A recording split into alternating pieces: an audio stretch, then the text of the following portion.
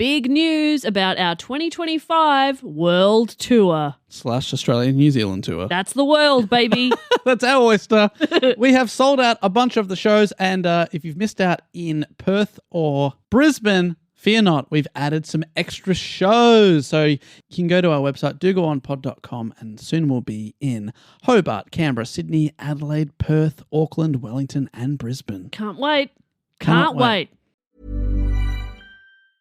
The market's uncertain, revenue's tight, and hiring on hold. That's why results-driven companies are using Upwork to keep work moving. Go to Upwork.com today and start hiring proven freelance talent fast. No bulky overhead.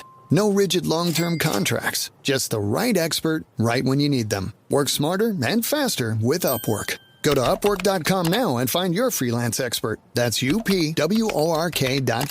Post a job for free and get started today.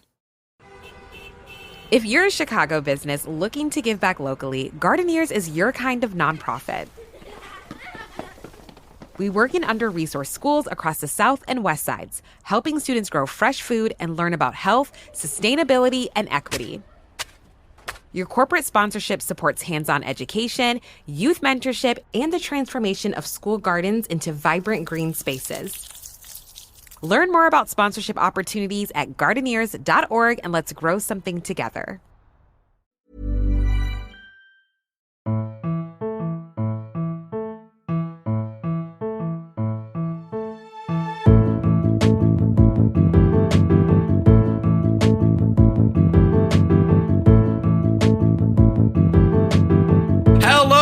Welcome to another episode of Do Go On. My name is Dave Warnicky, and as always, I'm here with Jess Perkins. Hello. Hello, Jess. Hi, Dave. And this week we are joined by the great man, Marcel Blanche de Wilp. Yeah! They said it couldn't happen, but I'm back. By they, you mean Dave and I? Yeah, I'm thinking I'm back.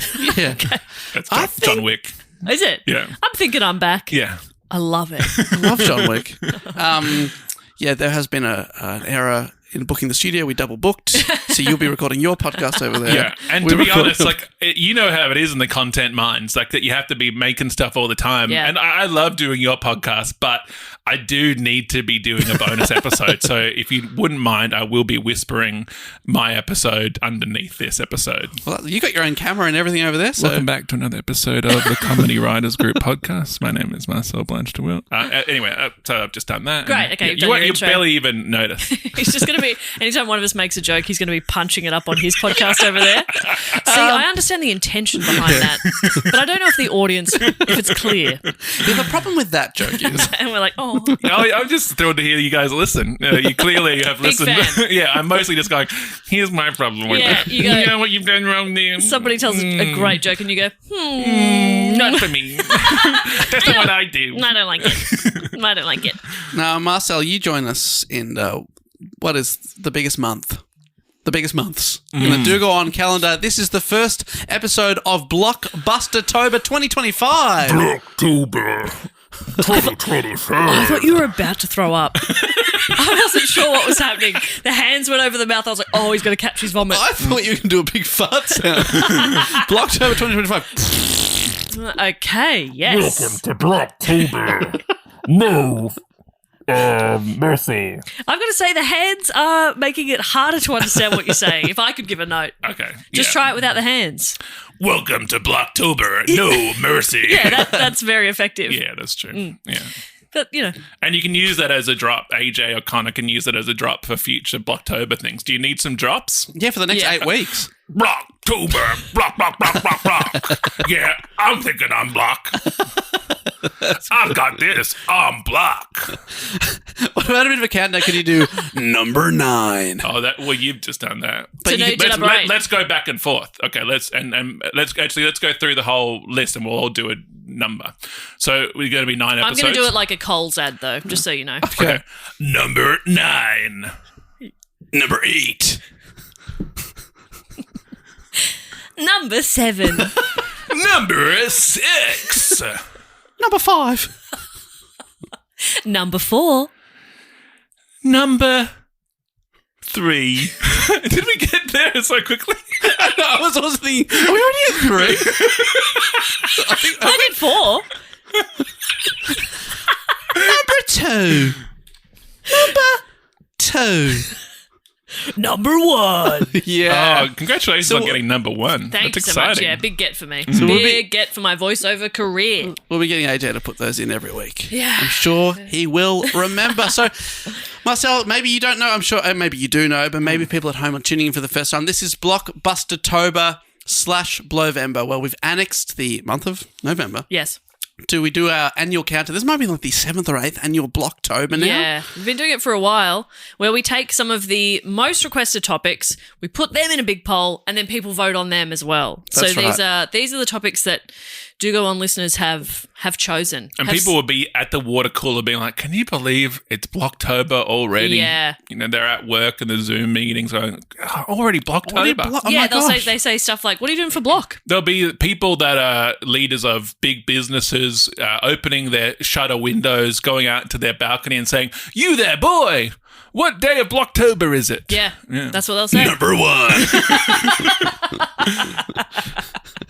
So it's a big countdown. If you haven't heard the show before at all, we take it in turns to report on a topic. And usually we don't know what the topic's going to be with each other, but because Matt is in charge of the Blocktober poll, by the way, he's finishing up his UK tour at the time of this recording, so that's why he's not here this week, but he's very much And we wish him well. We wish him well. And it's nice to be here. You needed another person with a deep voice, and Yeah. I'm here to fit that brief. Thank you. Correct. We needed a 6'11" man to fill in for Matt. Yeah, I am taking up most of the room.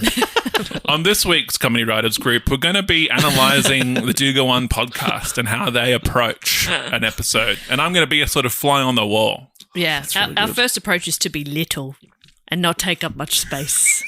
Hey, I'm not even here, so Yeah. pretend you're not even listening to those portions of it. Okay, great. So, yeah, we're taking a turn to report on the topic. Jess has been assigned number 9 this year. Yes, that's right. I remember this one because we usually don't know the topic, like I said, but we always start with a question to get us onto the topic. So maybe, unless it's tangential enough, maybe you ask the question to Marcel because he doesn't know what the topic is. Well, it's a bit of a it's either of you can buzz in, basically. So here's my question. In which year did these events occur? You just yell out the year when you know what it is. Okay. Dolly the sheep was cloned. Ooh, I'm excited. The Port Arthur massacre. John Howard took the guns away because of the Port Arthur massacre. Are we in like 97? Very close. The Atlanta Summer Olympics. 96. Oh, Yes. 96, pick up 6. And then the last two were Tupac was killed and Jess started primary school. Oh, congratulations. Thank you so much. And are these events connected? I think so. Yeah. Interesting. I don't think someone as powerful as Tupac could exist in the world where I was also existing. Your parents were watching the news and said, Tupac's been shot. Jess, Time to your get to school. bag." Time to go. We're going to keep it back for another year, but You're ready. it's time. So yes, this is about the 1996 Mount Everest disaster. Oh, no. Yeah. It's going to be as funny as your Tenerife disaster episode? Probably not. I mean, surely not that many people died on this one. Yeah. You'd have to have a lot of deaths on Mount Everest. Yeah. to No, take- that's true. That's true. Death toll wise, it's less. Great. That's good. Something positive. Because people as well, the long-time listeners who rank their episodes in order of death poll. Yeah. Yeah, Tenerife would be up there, I think. Up there, although I think it would be beaten by World War One. That's true. I The mean, Great War, I call it. I think we're Great War. splitting hairs. And but- possibly even more deaths was on the smallpox episode. Yeah, that's one you don't think about. Okay, so Tenerife might be top 10. Top The 10. Tylenol murders. Oh, no, that was not in the hundreds. I can't remember. I don't remember anything. But this is about the 1996 Everest disaster. That's so good because that was a previous block topic that you did. It was a great report. I remember it being a good one. Absolutely. I just also Fantastic. wanted to show the listeners that, like, yeah, I listen. Yeah, I get it. And they appreciate that. They're like, finally, a guest who listens. I've seen that in the comments once. Like, Marcel, he listens. Yeah. He gets me. And I Was that your wife commenting that? Yeah, it was my dear wife. She's very supportive. So this has been suggested by quite a few people, which is not a surprise. It's made it into Block. It's been suggested by Erica from Sydney, Tim Randall from Brisbane, Anastasia from Red Hill in the ACT, Kenna from Auckland, Soph Waldron from Melbourne, Kevin Hand from Davis, California, Jared Gear from Valor Beach, and Sarah M from Sydney. So quite a few people. A lot of Australians in there, which is interesting. Not an Australian heavy report, I got to tell you. Okay, that's disappointing for you. You It love is, what isn't it? Australia. There are People, Aussies? people are tuning out. They go, I only listen yeah. to the Australian heavy ones. There are Aussies in it. Okay. And Are there? Kiwis. I'm listening. I'm And back they're listening. basically Aussies. And Kiwis. And they love that. They love that mountain because of Edmund. They love that mountain. Yeah, they really claim that mountain. Yeah, and as they should. It's definitely, it's not in Nepal or anyway. So People Magazine really summarizes it for us, which I appreciate, and this is how the story will start. It takes hikers an average of 2 months to reach the top of Everest. That's crazy. Climbers must first trek on a 7 to 12-day hike to base camp, where they spend 4 to 6 weeks acclimating. Yeah, okay, People Magazine. They wrote acclimating. Acclimating. I would have thought acclimatizing. Me too. So we're saying that it takes most of Block to climb Everest. Yeah, absolutely. There could be someone at the first week of October who's there right now. And by the end of Block, they'll be up the top. And thinking of it in those terms, just one more episode of Block and I'm there. I'll be there. Yeah. Can you listen to podcasts or will your AirPods freeze into your ears maybe? Oh, yeah, good call. Because, you always see on the box, like, keep above minus 30 degrees Celsius, whatever. Like, And would it be rude to listen to a podcast like while you're there with your mountaineering mates? I'd worry that, because we're so funny, I'd worry that somebody would sort of laugh and lose their footing. laugh themselves off a hill. Yeah, but what a way to go. You're laughing the whole way down. That's how I want to go, to be honest. That would be my dream death. When I laugh, I just want to take that out of context. That would have been my dream death. let's all across the episode reveal our dream deaths. Okay. Yeah. I'm gonna think So about far, it. mine is laughing off a hill. Yeah. Yeah. That'd be pretty nice. People Magazine continues. The summit push then takes 4 to 7 days as hikers slowly ascend the mountain before making one final 10 to 12-hour climb to the mountain's peak. Everest's unpredictable weather and difficult breathing conditions make this one of the most physically and mentally demanding climbs in the world. How interested would either of you be in climbing Everest? Okay, I've thought about this a lot. Great. Of course you have. Because I've done maybe 2 previous Everest-based topics. And Are you jealous of this topic being taken away from you? no, I've had my time on the mountain. Okay. And when it's gone badly. And you're looking Did for other. you hear what he just said? You're looking for other summits now. Yeah, that's right. I'm I've looking had- at K2, Kilimanjaro. K3. I've had my time on the mountain. That's going to be in his retirement speech when he Yeah. finally steps down from the podcast. And every time I look into the Everest stories, I start thinking, I'd love to do that. But Would then you? I'd love to be at the top there. I'd love to. It would just be cool. It would be cool. But then No. I've watched videos of people. There's great video. Have you seen, like on YouTube, there's someone who films Yeah. the whole 12 hours on the way up. Wow. And it looks very difficult. You have to be extremely fit, which I am Yes. not and never planned to Did be. you fast forward? Did you skip through this video? I didn't watch the whole thing. No. Yeah, right. You get to the top, they have a look around. It's fantastic. Yada, yada, yada. Selfie, done. Next mountain. But We could just Photoshop you on the top of Everest if you want.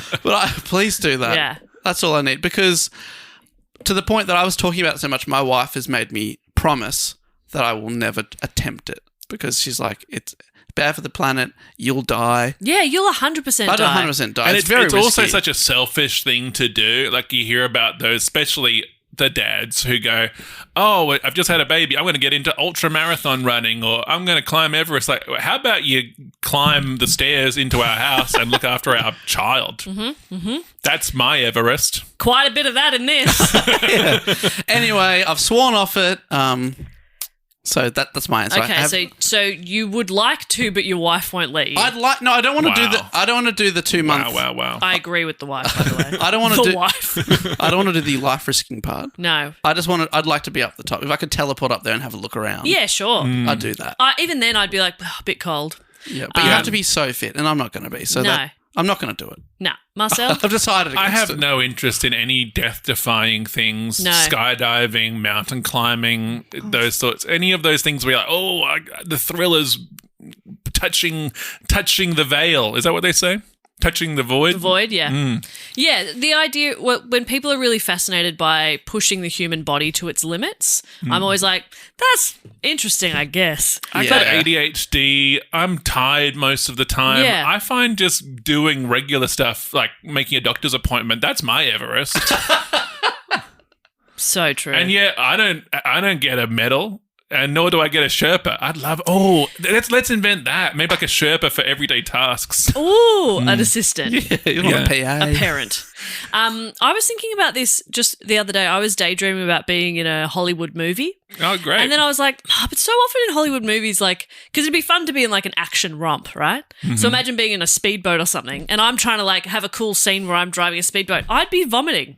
Well, My body- but now they're doing it on the volume. They're not doing. You'd be doing on set. Do you reckon? Yeah. So you're saying Insert film. the Ryan Gosling Fall Guy. Fall Guy, he didn't actually drive that speedboat with his hands tied behind his back. He probably did, though. In the probably did. Sydney Harbour. Yeah. Because he's cool. So yeah, my thing is, if I even attempted, imagine like I get migraines. And like extreme weather really triggers it. I'd be having a terrible time on Everest. You get 2 months to acclimatise to that extreme weather. Hey, I think we should be a bit more mindful of the person that's listening to this podcast as they climb the mountain. True. You made a bad choice. Yeah, because they're going, oh, maybe I should turn back, but the mountain's full of, like, there's a whole line of people climbing up the thing as well. Yeah, that's off-putting too, those It'd be so photos. awkward to turn back like you're going up a water slide line, climbing the stairs and going, oh, actually, I'm too scared for this water slide, and everyone has to watch you go, Yeah. oh, what a wuss. And you have to say, like, oh, I forgot my keys. Oh. I'll be back. I'll be back. Your keys to the water slide. Yeah, I need them. God, where'd I put them? Oh, so embarrassing. I gotta go back there. Sorry, excuse me. Sorry. So, obviously the people have been climbing Everest since the 50s. That's when Hillary first did it. It got to the top anyway. Okay, a little bit of erasure of the locals there, Jess. Absolutely true. Sorry, Calling yes. you out right here. That's why I'm here. That's what Matt Stewart would do. He'd call you out. That's absolutely true. And they say that, I mean, I don't remember this from, because we've done Edmund Hillary, haven't we? Yes.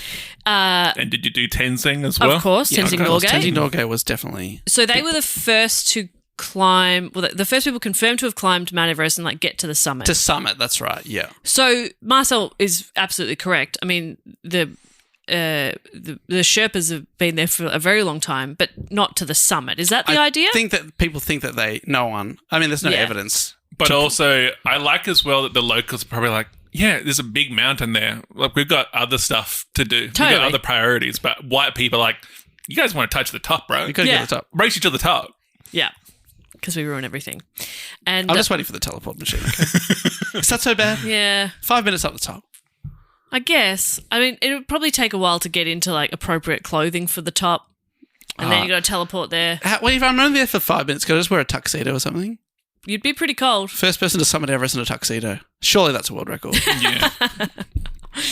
Anyway, so in this particular expedition, 1996, there were several groups climbing on Mount Everest at that time.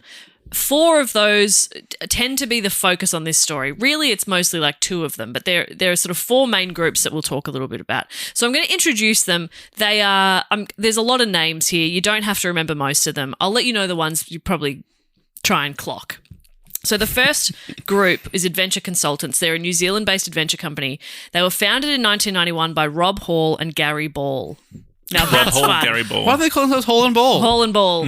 If you have matching surnames, you have to start a business together. Hall and Ball, Yeah. one of my favourite 80s bands. I love Hall and Ball. So Rob Hall is one of the names to remember. Rob Hall. prior- But not Ball? Not Ball. Gary Ball? How's this as well? Jess says, don't remember all these names. First name, remember this name. Like, okay, I don't know what to believe. Don't fucking worry about Gary Ball. Okay, that's true. Prior to starting their company, Hall and Ball famously climbed the 7 summits in 7 months, Wow. garnering them much media attention and fame, particularly in New Zealand. Considering it's supposed to take 2 months to get to Everest. 7 summits in 7 You've only got months. 5 months left for the other 6. The 7 summits also aren't like all in the same area. Yeah. Does Wife and kids at home. Yeah, honey, we got to do 7 summits in 7 months, Come on. okay? Come We're on. Hall and Ball. Okay. Is the 7 summits, is that the one on each continent? So Yeah. does that mean that one of them was Kosciuszko, which you're up and down in a couple of hours in Australia? Yeah, I've done Kosciuszko. I walked Kosciuszko with my parents. Yeah. That one. True. I do that early. Do that I do that on first. day one and say, I'm doing the 7 summits. 1 tick. All right, Mount Erebus, I'm coming for you. Well, actually, it's 7 summits is... There's actually about 9 of them. It depends on which version you do. Okay, I'm doing the one with Kosciuszko. You can make a couple of adjustments as to which ones you climb. But yeah, Kosciuszko is one of them technically. Anyway, so in 1996, the Adventure Consultants expedition consisted of 19 people, including 8 clients. So their guides were Rob Hall. He was the expedition leader. We have Andy Harris, who was... Rob Hall's 35, Andy Harris 31, and Michael Groom 37. I loved this in one of the books I read. Michael Groom is described as a 33-year-old, but he's 37. Interesting. He probably was 33 once. That's true. true. He's in his 30s. Described as a 33-year-old Australian with carrot-coloured hair and a lean build of a marathon runner. He was a Brisbane plumber who worked as a guide only occasionally. In 1987, forced to spend a night in the open while descending from the 28,000-foot summit of I forgot to look up how to pronounce this properly. Kanchenjunga. He froze his feet and had to have all of his toes amputated. Oh, no. This setback had not put a dampener on his Himalayan career, however. He'd gone on to climb Everest in 1993 without supplemental oxygen. You need your toes. Yeah, for both plumbing and climbing, I Yeah, reckon. exactly. Yeah, plumber's toes. Yeah. Vital. They're vital. Plumber's toes. How are you gripping? How you gripping onto that wrench? But also great conversation as well. Like, yeah, you had a pub or whatever. It's like, yeah, I actually lost my toes on a mountain. And then to pull off that shoe in those moments. But he's from Brisbane. Can't even wear thongs. That's true. Oh, yeah. Gosh. Can't even chuck on the He'd be flip-flops. wondering, of like, just leave me on the mountain. Yeah. You know what? I'm from Brisbane and I can't wear thongs anymore. You'd be thinking about, like, this is like a pre-croc-friendly time. Yeah, probably weren't Birkenstocks back then. Yeah. This is what we think of. Like, sometimes there's that feeling of, the 90s were better. Everything was better back then. Not for this guy. No. Yeah. He'd be killing it now. Yeah. Which I'm sure he is. And we will be trying to guess who lives and who dies. Then we have their clients, Frank Fishbeck. He had attempted Everest 3 times and reached the South Summit in 1994. He was 53. Oh, my God. He's done it 3 times. Attempted 3 times. Attempted 3 times. Is and this reached number 4? the South Summit in 94. So, yes, this would be his 4th time. And when you say And the he's South Summit, 53. is that making it or is that... South Summit is like, it's sort of a shelf, it's not far from the top. Mate, you've done it. But that's also brutal because there'd be people that exclude the South Summit people. They'd be Yeah. like, did you climb it or did you get to the South Summit? Exactly. It's like, nice try. I could see the top when the cloud moved. It doesn't count, You don't mate. get to sit with us, mate. And now you're in your 50s. Well, it's very expensive too, isn't it, to climb Mount Everest? Oh, yeah, absolutely. so this Especially guy, if you pay for the oxygen. Yeah. So the South Summit, it's a subsidiary, peak of Mount Everest between South Col, which is another kind of, and the main summit. So yeah, it's very high up. I just want to picture the mountain in my head. Just picture it and just like, okay, there's the top, about here, that's probably it. but next to the top. Next to the top. Like second on the Then you may podium. as well just like reach up and get to the top. Yeah, you would be annoyed because you'd be like, oh, if I keep pushing now, I could... Yeah, it must be hard to make those decisions in the moment of like, do I have the strength to... Because if you push too hard or you make the wrong decision, are you endangering your life? You'd see a bunch of cool people up there at the top, like cheersing their glasses and Yeah. stuff, toasting Yeah, to there's the a guy in a moment. tuxedo. You're like, hey, he got up there. That's just the bartender. There's a bartender at the top. And like you're looking around the South Summit, bunch of losers are like, no, we love the South Summit. No, I gotta get out of We'll be here. up there. Then we have 46-year-old Doug Hansen. He had previously attempted Everest with Hall's team the year before in 1995 and didn't make it to the summit, so he was back again. Hanson, any coincidence that this is the same year that Mbop? Oh, yeah. Was he trying to get away from that? People are making that joke at the pub all the time. Oh, Hanson, you're the 4th brother, are you? And he's going, the spell's different. I'm Hansen with an E. And he's like, I gotta get out of here. I gotta get somewhere they don't know Mbop. Whole album's good though. That whole Hanson album's very great. good. What was the other? Penny and Me is another one of their songs? Is that from a different album? Penny and Me. No. That's definitely a Hanson song. Look it up. That's a Hanson song. just as for sure. determined. Possibly from the live album 3 Car Garage. Who Fuck, knows? it is actually. Damn it. And is it on that album? It's from It's from the album Underneath in 2004. No. Come on, Dave. That's And no just way. for people yelling at their iPods. It can't be it that was late. 97, but I was pretty close. Yeah, but they did a few demos of it. Yeah, thank you so much. I appreciate Okay, that. so I've Googled it for you. You're not happy with my answer. You're Googling it for yourself. How do I know a song from 2004, Hanson? I don't know, Dave. But it's not my fault. Is this what Block's all about? Yeah, Dave and I Yes. fighting. Dave and I fighting Not like on siblings. Block, you guys. Come on, guys. Can't we all get along? I should have remembered Where's the Love. That was another one. from Shut that. up, That was Dave. the follow-up to Block. Where's the Love? No one likes That's you. Where's Black the Eyed Love? Peas. That's Where Is the Love. Another absolute banger. Yeah, headsets. Where's the love? It's not enough. Yeah, that's pretty good. It makes the work around and around. Yeah, great album. Okay. Then we have 34-year-old Stuart Hutchinson. He was the youngest client on Hall's team. Stewie. 34s are very young. He had previous 34. God, take me back. Marcel's older than us, so it's Yeah. okay. I'm 36. Thank you. He's disgusting. You're 36. You'll never climb Everest with that attitude. We're 35. You never climb Everest with that, And with we're that like, attitude. oh, 36. God, how are you even walking still? So Stuart had previous 8,000 metre experience, including K2. He did a winter expedition of that in 88. He's had his time on the mountain.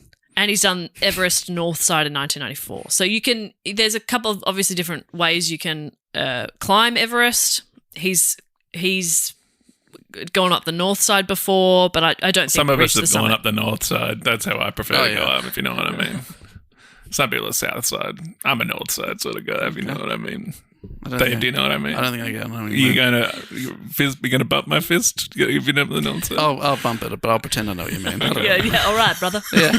Nice one, man. That's how Dave's ended up in some really questionable gangs. Yeah. All right, brother. That's just my go-to move. We have Lou Kazacek, who's 53. He had climbed 6 of the 7 summits. And Is this the 7th? yeah, Oh, this would be Oh, ticking this up. is one day away from Okay. retirement. Yeah, He's not he's making like, it. He's all right, 53. All right. And he's 53. yeah. Oh, dear. Can we have one woman, please? Perfect. Yasuko Namba, who's 47, had climbed 6 of the 7 summits, and she was aiming, but she was basically going to become, if she made it, the oldest woman to summit Everest. Oh, great. We're getting some good representation. And Yeah. what was her name? Yusuko? Yep. Was she from Japan? Yes. Oh, that's cool. This is proper, like, heist team sort of stuff. Can she Yeah. do, like, I'm going to stereotype here because it's a heist movie. Can she do samurai ninja stuff? Unfortunately, she can, yes. Okay, great. She fits the She's stereotype. like, ugh, yes. She's like, yeah, I can, but I don't see how that's going to help us summit Everest. Because we know, like, there might be baddies up there as well. Yeah. And she, like, brings out a sword and she's like, yeah, I'm thinking I'm back. And then she, like, cuts down some baddie Sherpas from the south side. They're like, we're just here to help.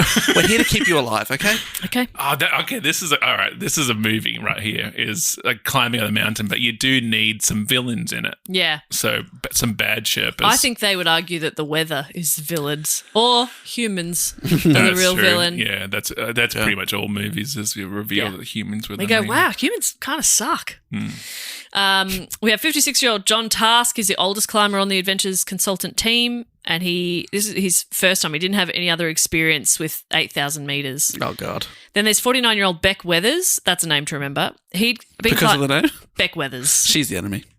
Beck is a guy. Beck is a man. Oh, sorry, but Weathers. We said Weather was the enemy. Right. Yeah, didn't pay that enough Sorry. credit. I was like, what? Forgetting my own joke from seconds ago.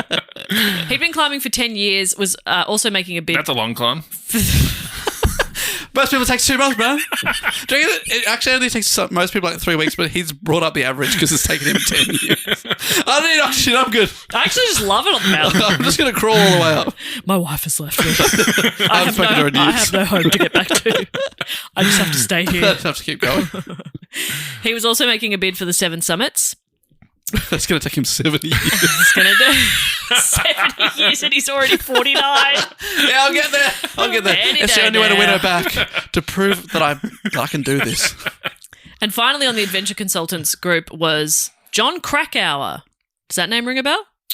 Yes, it does. Is that the author, journalist? Correct. And he's written Into the Wild. He wrote Into the Wild about Chris McCandless, which I've done a report on.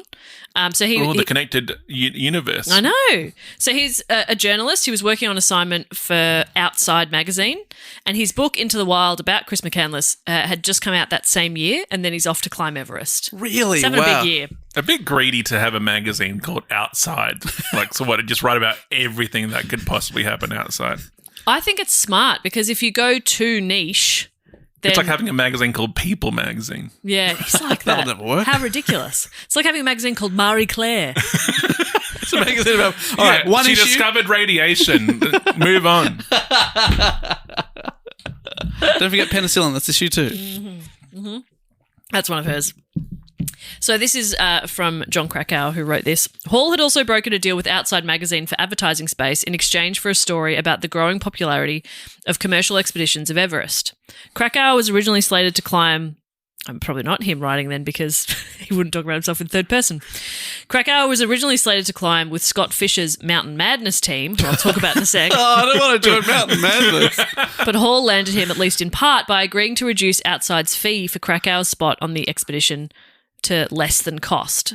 So he basically was like, Hall was basically like out of pocket to have this journalist come along. But Right, because it's good exposure. It's good exposure. They're doing an ad for him as Not well. that you want much exposure on the mountain. It's true. That's true. how you lose your toes.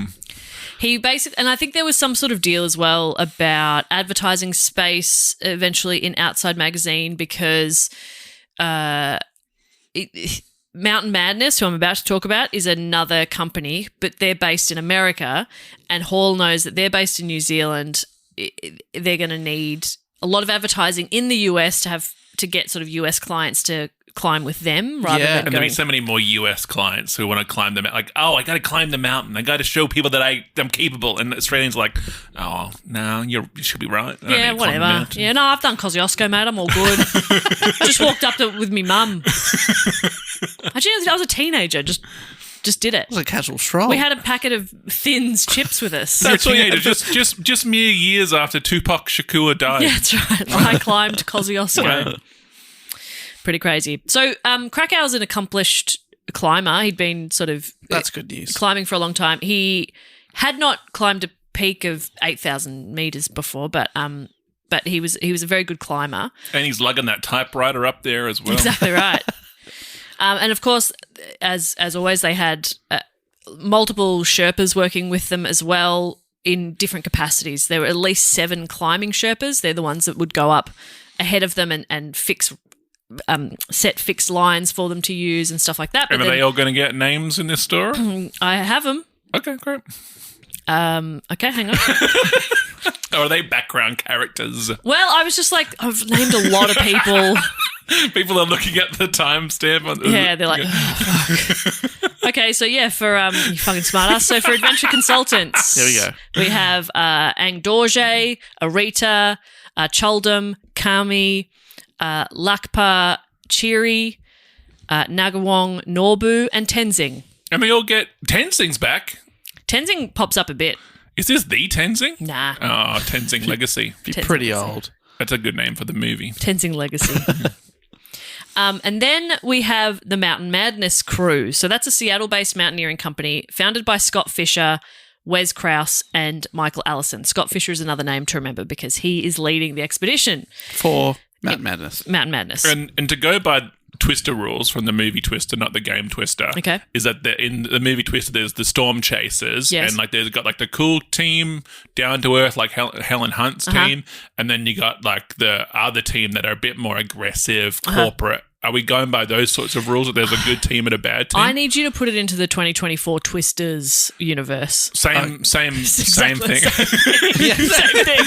We've got the ones who are like doing it for the right reasons and then the baddies. Oh, but then there's also a bit more of a rodeo vibe. Oh, No, but yeah. part two. Is that And don't happening? forget as well that in the 2024 version, they're also like storm chasers online, and they're making cool YouTube videos. That's And got to be John Krakauer's writing about it. That's their version of 1996 version. We saw Twisters when we were in New York because there's not enough to do in New York. You just go to the movies. And our favourite line was the main character, her mum sort of goes, You chasing again? Was it scary in the movie? Not to spoil anything too much, but the Twister rips apart a cinema at one stage. Did you go, oh my God, what if a Twister came into this cinema? Yeah, I turned around to everyone else in the cinema. I was like, guys, We're in a cinema. what should we do? That's what I said. Get under the chair. And they said, shut up. And I was Shut like, up, we're watching a movie. Okay, I guess. I guess I'm the only one that cares. Glenn Powell, where are you? Glenn? Save me, Glenn. Glenn? Carry me out of here, Glenn. I'm not hurt, but it'd be nice. Carry me out of here, Glenn. I want to see her again. I'm on the hunt for Helen. Pretty good. You're chuffed with that? Pretty good. Little earworm there. That guy's going to be still hearing that up the peak. Carry me out of here, Glenn. Such a hot man. How Such can a he be terrible called Glenn? name. A hot man called Glenn? Is that allowed? Glenn Hey, Powell. there's probably a few Glens listening to this very episode. and hey, Glenn, look at yourself in the mirror. I want to Tell say to me. all the Glens out there, you're a stone cold fox. Shut up with a sexy name like Marcel. You don't get to tell the Glens they're okay. That's true. Hey, come on the hotness. Now, Indicator Dave. Dave can be hot. Can it? Yeah. Really?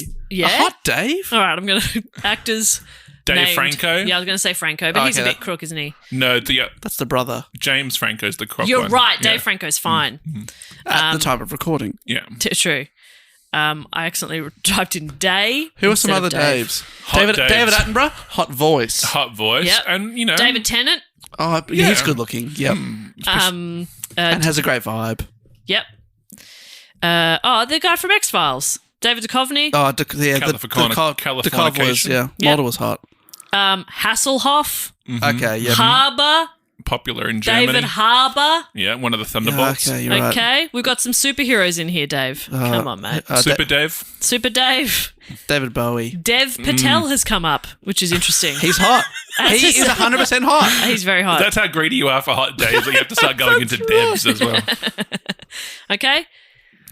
Is anyone going to say Warnicky? Yeah. Is he on the list? Does it come up? Hottest Daves.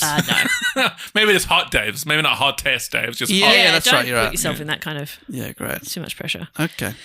And we don't even get started on Jess's. There's too many sexy ones. Pretty sexy Jesses. Anyway, Number one with a bullet. Number one. Jess Perkins. Jess Perkins. Mountain Madness. Okay. With, what's his name, Fisher? Scott Fisher. Scott Fisher. So Scott Fisher, he's 40. He's leading the climb. We also have Neil Beadleman, who's a professional outdoorsman. He's one of the guides. That's great. Neil Beadleman. And Anatoly Bukriv, who's 38. That's a name to remember. He is a professional mountaineer, famous for making ascents of 10 out of the 14 of the 8,000er peaks without supplemental oxygen. Wow. Anatoly. Yeah. Has he got because still going by movie and heist rules, I guess he got like a strong accent maybe? Yes, he is. I've forgotten where he's from. He sounds maybe like South American or maybe Italian or something. He is. He was born. I wanted to be an accent. Russia. What we feel we can do. Okay, great. Yeah, we can do Russian. Yeah. Can we do that one? Yeah. Is that one okay? And that sounds like... I wasn't going to do the Japanese woman earlier, but you know. Yeah, that's fair. They also have eight clients with them.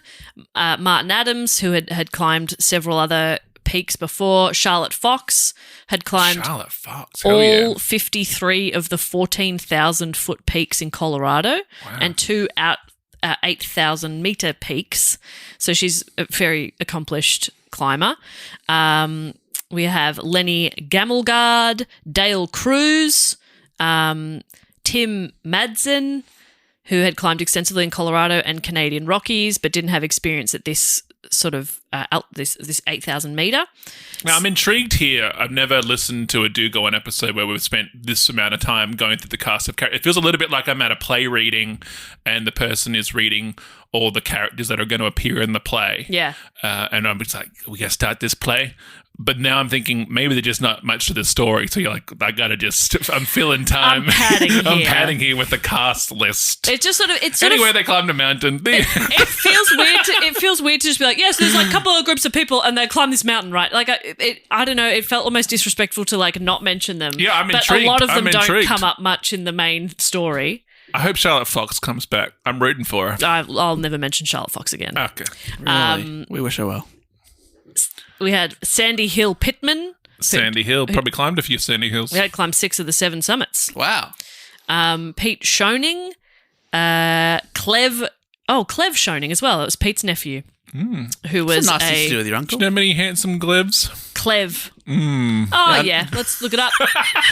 Actor's name, Clev. I know he has some handsome glebs, but not Clevs. Yeah, I don't know. So, I know a gleb. The other 2 groups that are usually mentioned in relation to this Everest disaster are a Taiwanese expedition where Taiwanese mountaineer Gao Hing Ho led a 5-member team on the climb. And finally, a climbing expedition mounted by the Indo-Tibetan Border Police with, I think, 6 members making the climb. Oh, this is a good squad too. Yeah, this is like one of those. This is like those movies where they're like Rat Race, where everyone's headed to the same goal. Yeah, but I rewatched Rat Race recently. Me too. Yeah, it's fun. It's a romp. It's a bit of fun. It's a bit silly, bit of fun. So, as we said before, the average time it takes to climb Everest is about 6 to 9 weeks, with the bulk of the time spent trekking to base camp and acclimatizing to high altitude. Most treks begin in Lukla, which is a small town in northeastern Nepal, situated about 2,860 metres or 9,000 feet above sea level.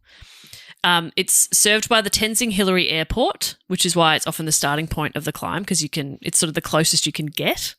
According to Wikipedia, Lukla Airport is a very short and steep airstrip, often compounded by hazardous weather, resulting in several fatal accidents. It's been called the most dangerous airport in the world. Oh, gosh. Tenerife wants your number. Yeah, just to fly there is already very risky. And then you're going to spend ages acclimatizing to high altitude. Who's got this sort of time? Who's got the time? Who? What? Like, read a book. Yeah, it's a lot. And how good are video games? That's fun. Maybe with like remote work, they're trying to also get in on their Zooms while they're climbing the mountain. Imagine. Brandon, have you got the most updated numbers? And it's just behind him and he's like, Sorry, it's somewhere here in this tent. Hang on a sec. That's what I figured. Sorry, a yak's just taking a shit right next to me. Hang on a sec. I don't even want to go camping for the weekend. So this is 9 weeks in a tent? Absolutely not. No way. Oh, yeah. But based on Krakauer's writing, even before they are on the mountain properly, it's gross. It's awful.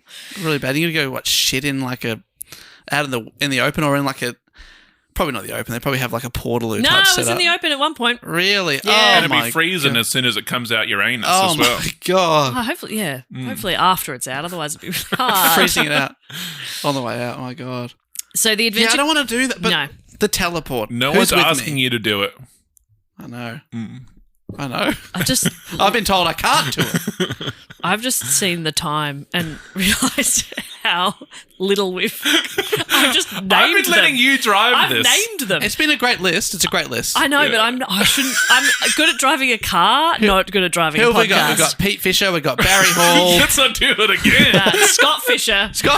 But I want the listener to know that I'm very intent. I'm an improviser. I watch Jess and I go, should I jump in? I'm deciding what pace she wants to work at. I assumed you wanted us to work at a pace where we spent a long time in the cast list. We're having a lot of fun. I'm having a good time. It's Blocktober. It's Blocktober, babe. Let your hair down. Exactly. There's no time limits of Blocktober. I'm in a rush. I've got places to be. Must be nice. A PSA from Instacart. It's Sunday, 5 p.m. You had a non-stop weekend. You're running on empty. And so is your fridge. You're in the trenches of the Sunday scaries. You don't have it in you to go to the store. But this is your reminder. You don't have to. You can get everything you need delivered through Instacart. So that you can get what you really need. More time to do whatever you want. Instacart. For one less Sunday scary, we're here. The market's uncertain, revenue's tight, and hiring on hold. That's why results-driven companies are using Upwork to keep work moving. Go to Upwork.com today and start hiring proven freelance talent fast. No bulky overhead. No rigid long-term contracts. Just the right expert right when you need them. Work smarter and faster with Upwork. Go to Upwork.com now and find your freelance expert. That's UPWORK.com. Post a job for free and get started today. The Adventure Consultant Groups arrived at Lukla by a helicopter on March 31st, 1996. Krakauer writes, a strong walker, pre-acclimatized to the altitude, could cover the distance from the Luka airstrip to Everest Base Camp in 2 or 3 long days. But because most of us had just arrived from sea level, however, Hall was careful to keep us to a more indolent pace and gave our bodies time to adapt to the increasingly thin air. Seldom did we walk more than 3 or 4 hours of any given day. On several days, when Hall's itinerary called for additional acclimatization, we walked nowhere at all. So they'd taken their time just to get to base camp. I wonder, imagine finding out that the people you're with are a bad hang and knowing that we've got to put up with this. And you can't bring many books. Yeah. It's before audio books as well. Before Kindle. Yeah. Yeah, you're on day one going, he sucks, she's annoying, he sucks, she sucks. Yeah. Like, she could be okay, all right. But then, Spoke to her for 5 minutes. She sucks. Oh, my God, yeah. And here's the thing. I hate most people. Yeah, it'd be so hard to just you want to be able to riff with people. Yeah. And I don't imagine that people who are really serious about mountaineering are fun to riff with. Yeah. And do you reckon there must be a bit of judgment, like with the lower shelf we were talking about before? Like if you're like, oh, yeah, this is my 7th summit. And everyone's like, yeah. And then it's like a 53-year-old guy being like, yeah, it's my first time. Haven't done anything before. Yeah. You'd be like, what? Yeah. So we can't even... God, they'd just be talking about other climbs they had. Yeah. It's like that joke that they make about white people smoking weed, that the only thing they talk about is other times that they smoked weed. It'd be this same thing. It's like, oh, yeah, K2 was good. Oh, you done K2? Oh, you done K2? Yeah. Which north side? North face? I actually did west side. Oh, really? Yeah, I got a great west What side was that story like? about it. Yeah. Tell me more. Tell me more. And you're right. Like some of them are like semi-professional or professional mountaineers. I think Doug Hansen, who I mentioned before, is one of the names that'll come up later as well. But he worked for the US Postal Service and just like saved up all his money and paid. This is tens of thousands of dollars to do these And he'd be expeditions. thinking of it in same sort of terms of like, this is just another mail run, but it's just steeper. That's what I'd be thinking. I'd be like, this is just another podcast. Yeah.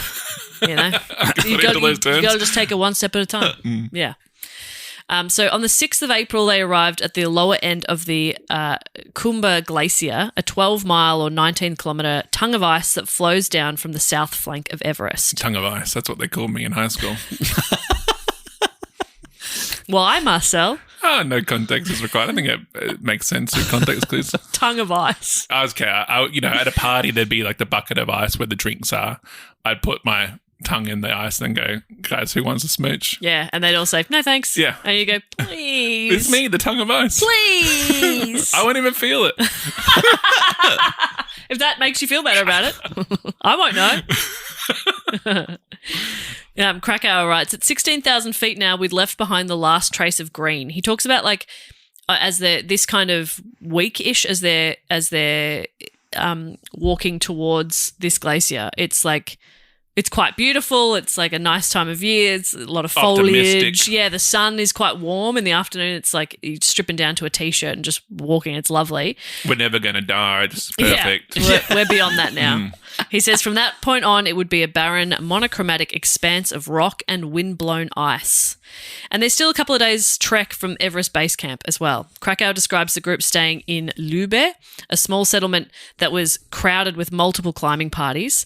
There was a bit of a bottleneck at this point due to the unusually late and heavy snowfall. And this is where, like, there were so many people there. There's like one stone toilet. So people are just having to shit just anywhere.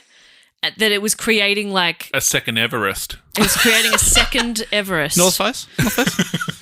Poop Everest. Wow. So they're just shitting in yeah, and that's they're like lovely for the locals. There's tiny little cabins they can sleep in, but the bunks are like covered in lice and bed bugs, and for fire they're just burning yak dung, which doesn't burn particularly well. Oh, it must smell awful. Smells really bad. It's creating really bad fumes. So he's like coughing up. And this is the moment when you're determining who's a good hang, because the guy who keeps making the joke like, this isn't exactly the Ritz we're staying at, and then other people would come in. He's like, I was just saying to Rob that this isn't exactly the Ritz we're staying at. Like, okay. Yeah. I got a chuckle from the second group. I'll try this again.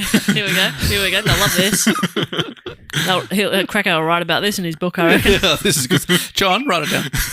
Write that down. So it's like, it's overcrowded. It's awful. It's very unhygienic. They had planned just to stay the one night, but it was unexpectedly extended when word travelled back to Lube that one of the climbing Sherpas who had gone out ahead had fallen in a crevasse. Oh, no. Was he okay? Yeah, he was hauled out by 4 other Sherpas. Ball and hold. But he was injured badly and needed help. So Rob Hall and Mike Groom... It wasn't Tenzing Jr., was it? It wasn't. Okay, great. So Rob Hall and Mike Groom left the rest of the group to go and rescue the Sherpa and bring him back to safety. So they were delayed a little bit there, which was awful because the conditions were just horrific. By April, is this one of those situations where if only this didn't happen, everything would have been okay? Probably not. This is not a hole in the Swiss cheese. I don't think so. This is not a Tenerife, I don't think. Okay. By April 9, the rest of the Adventure Consultants group had the all clear to proceed with their climb as Rob Hall and Mike Groom had managed to save the Sherpa and get him to base camp, where they would now wait for the rest of the group to join them. So they've kind of... Oh, they've gone ahead. Yeah, basically. But there's still other guides with the clients so they can proceed. Yep. So having endured horrific conditions in Lube, many of the group members were really sick. Even I think Andy Harris, who was one of the guides, the New Zealand guide, was like shitting and vomiting constantly, but was just like, I have to get out of here. So he was almost crawling up the mountain. Did some gastro stop. It was maybe there might be some gastro stop at the next place. Yeah, did they think about checking the chemist? So they were just desperate to get to base camp, if only just to escape the filthy and unhygienic conditions that they were stuck in. And you've paid so much money for this. Money, yeah. Crazy. Yeah, I mean, like, this would have gone a long way in Europe. Yeah, where's a hot towel or something? Yeah. That evening, they arrived at Everest Base Camp, which would be their home for the following 6 weeks. Wow. It's pretty crazy. Do you have any information about, like, I am intrigued about how do you kill time? Are you just so tired that you're napping and stuff? Or well, you're tossing the ball around a little bit? Yeah, I'm not really sure what they do. I mean... In the movie version, they're fading out. They're going 6 weeks later, and we're just there. Right? Yeah. We're skipping along a little bit.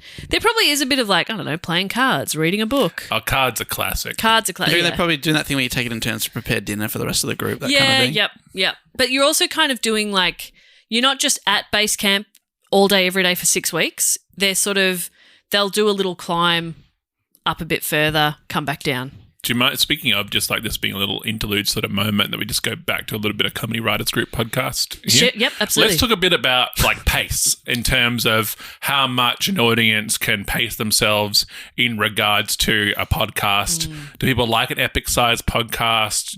You know, then maybe they listen to it on a drive. And are you thinking as the person doing the report, is there enough joke opportunities in this? Is this a good one? Typically, I would have that thought, but given that it's Block and the people have asked for this, if there's no jokes in it, I'm like, well, you chose this. This is on you. You did this. Okay, I've done my job. Fucking, you do yours. You know what I mean? I put all of the blame and onus of my job onto the listener. But it is also encouraging them to get on board because it is a relationship. That's right. Yeah, interesting. It is interesting. And if I can also be like, actually, I think that it's really like that. That's more like what I do. That's my impression of you. I think you'll find comedy is easy. All right, great. Back to Do Go On. I've got a little list here of like the names? The altitudes. Dave has been writing them all down. Too many names. Of the altitudes of the different camps, but they really mean very little to me. Still, I find that interesting, yeah, because the whole idea is that you go to a bit, acclimatise to that bit, and then push ahead. Is that right? Yeah. And then, like you're saying, you go up, even for a day, you go up to the little bit, then you come back down. You can down. Breathe easier at night. But you literally, you go and do a bit of a climb. Let's say they go from base camp to camp 1. They feel so sick that then they go back down to base camp because they've become a little bit used to that. And then the next time you push back up, you don't feel as sick. And this is what's called edging, right? It's edging. Yeah. They're edging the mountain. Edging towards disaster. That's right. So base camp is do you want meters or feet? I've got both. Maybe both. Inches. There are. Yeah, we want it in inches. Base camp's at 5,364 meters or 17,500 feet. Okay, that's already like so much taller than Kosciuszko, right? Oh yeah.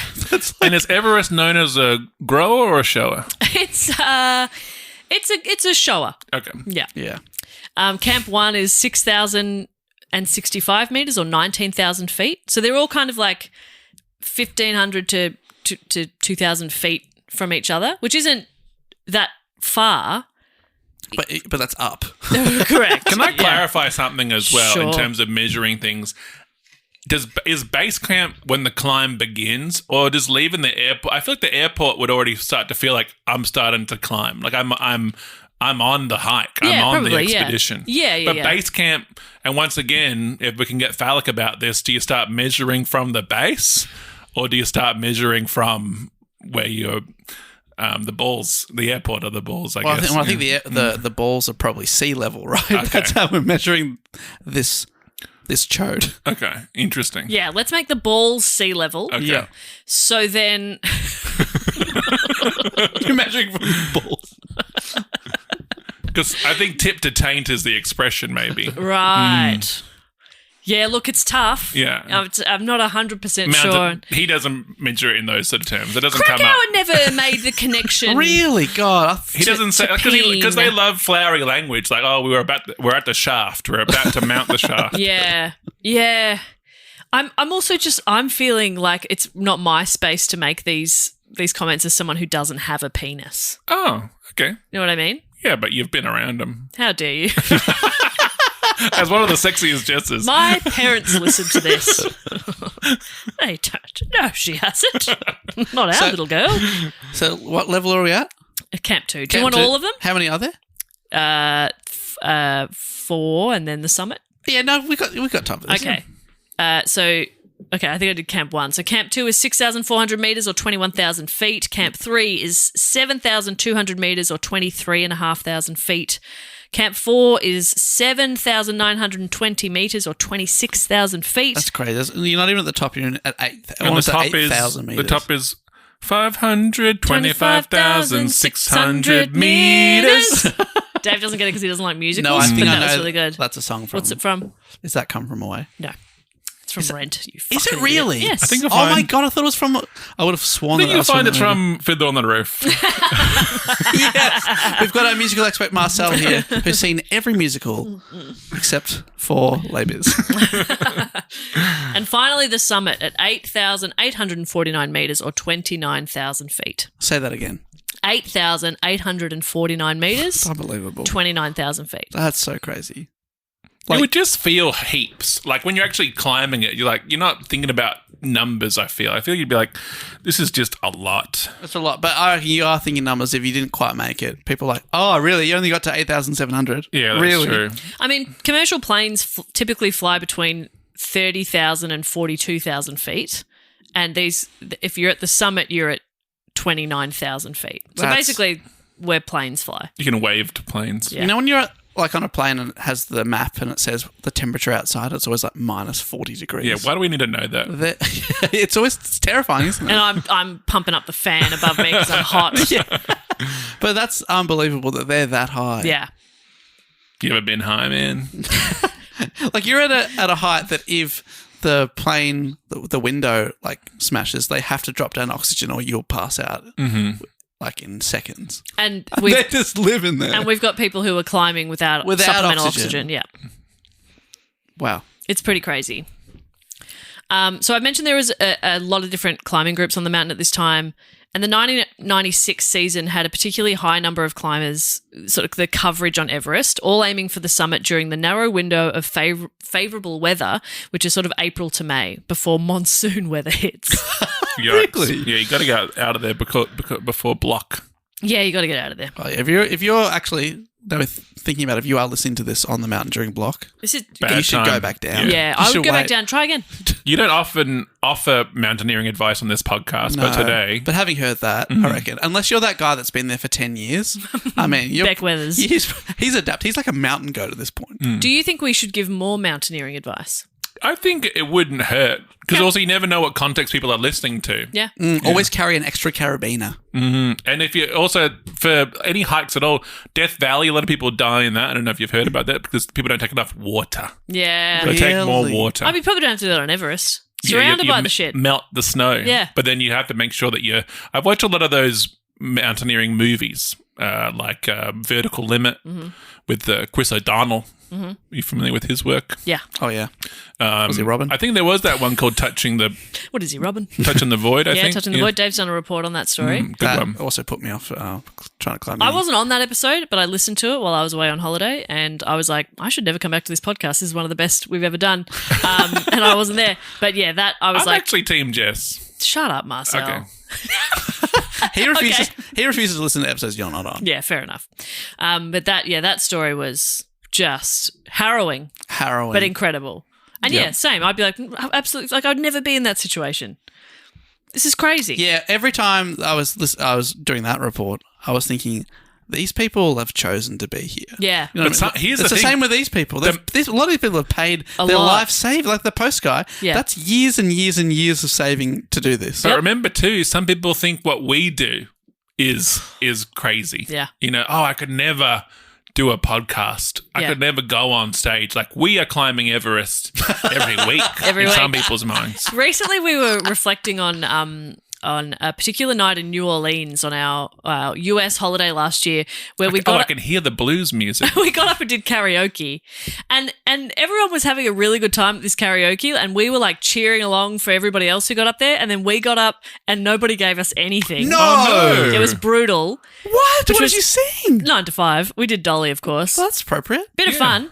So we got up, we're doing 9 to 5. People are just staring at us, giving us nothing. And Aiden said, that was the, like, oh man, I've never bombed so hard in front of people. And I was like, I have. Man, I that was nothing. was like, what do you mean? But what do you think it was? Is it one of those Stairway to Heaven situations or the My Way murders in Korea where you can't sing My Way? Is it a 9 to 5 rule? I don't know. Maybe because like people are trying to let their hair down, Jess. People are trying to enjoy their night off. And I'm reminding them then of work. You're reminding them of work. But I'm also reminding them of Dolly. And she's a vacation in a That's what, person. you can't do 9 to 5. You can't do work, bitch. There's a lot man. of you can't remind them about their day job. You can't do return to sender. You remind the postman about his job. Great song, though. Mm. Work Bitch is very good, too. Return to sender. Yeah. I've got no doubt that you and Aiden were up there killing it too. I've got no doubt He you wa- should have chosen No Doubt. That would have been a bop. yeah, And don't put speak. a wig on, for fuck's sake. Like, He put a wig. What? He bombed in a wig. That's a hard bomb. Yeah, Did a because wig. also you go and check me out. This is going to be fun. Much Yeah. in the way that guy said, this isn't exactly the Ritz. It's that Yeah. vibe of this is going to be real fun. We were all having a good time. How did we kill the vibe? But yeah, he was like, God, I've just Maybe never there's done someone who passed away the week before that looks just like Aiden in a wig, and they thought it was in poor taste that you were coming on stage and doing that act. You know what? That's got to be it. Or did the host get back up afterwards and be like, okay, everyone, I'm just going to do a couple now to reset. Maybe 9 to 5 in an Australian accent sounds like American slurs. Yeah, and they're like, what the yeah, this is offensive. tumble out of bed and I stumble to the kitchen. What? You did what? Pour myself a cup of ambition. Yeah, maybe you were just bad. Did you think about that? No doubt about that. But the whole night, there had just been one man doing the worm across the floor. Well, that's good. And he kept dropping his wallet. It kept coming out of his pants as he wormed across the floor. Somebody had to keep picking up his wallet and handing it to him. This man danced like a maniac. Yeah. I've got videos. This guy rules. I need to see I'm entering the worm with his wallet. Wallet just kept falling out. I thought we were all having a good time. But Wow. people didn't like it, and Aiden got a sense of what it feels like to be a stand-up and bomb in front of Now, a small back crowd. to the mountain. This is another fun activity they could be doing. Karaoke. Bit of karaoke. Don't do the worm on the mountain. worm. That's in the safety briefing that they give you. No worm. There are certain breakdance moves you're allowed to do. You can pop and you can lock. Oh, you can freeze. Yeah. You can definitely freeze. But yeah, when you get the brochure from, they're like, hey, yeah, we're pretty crazy here at Mountain Madness, but you can't do the worm. We draw the line at the worm. we had to implement that rule after we lost Greg. Sorry, Craig. Craig wormed off the mountain. Okay. Now That's how I want to go.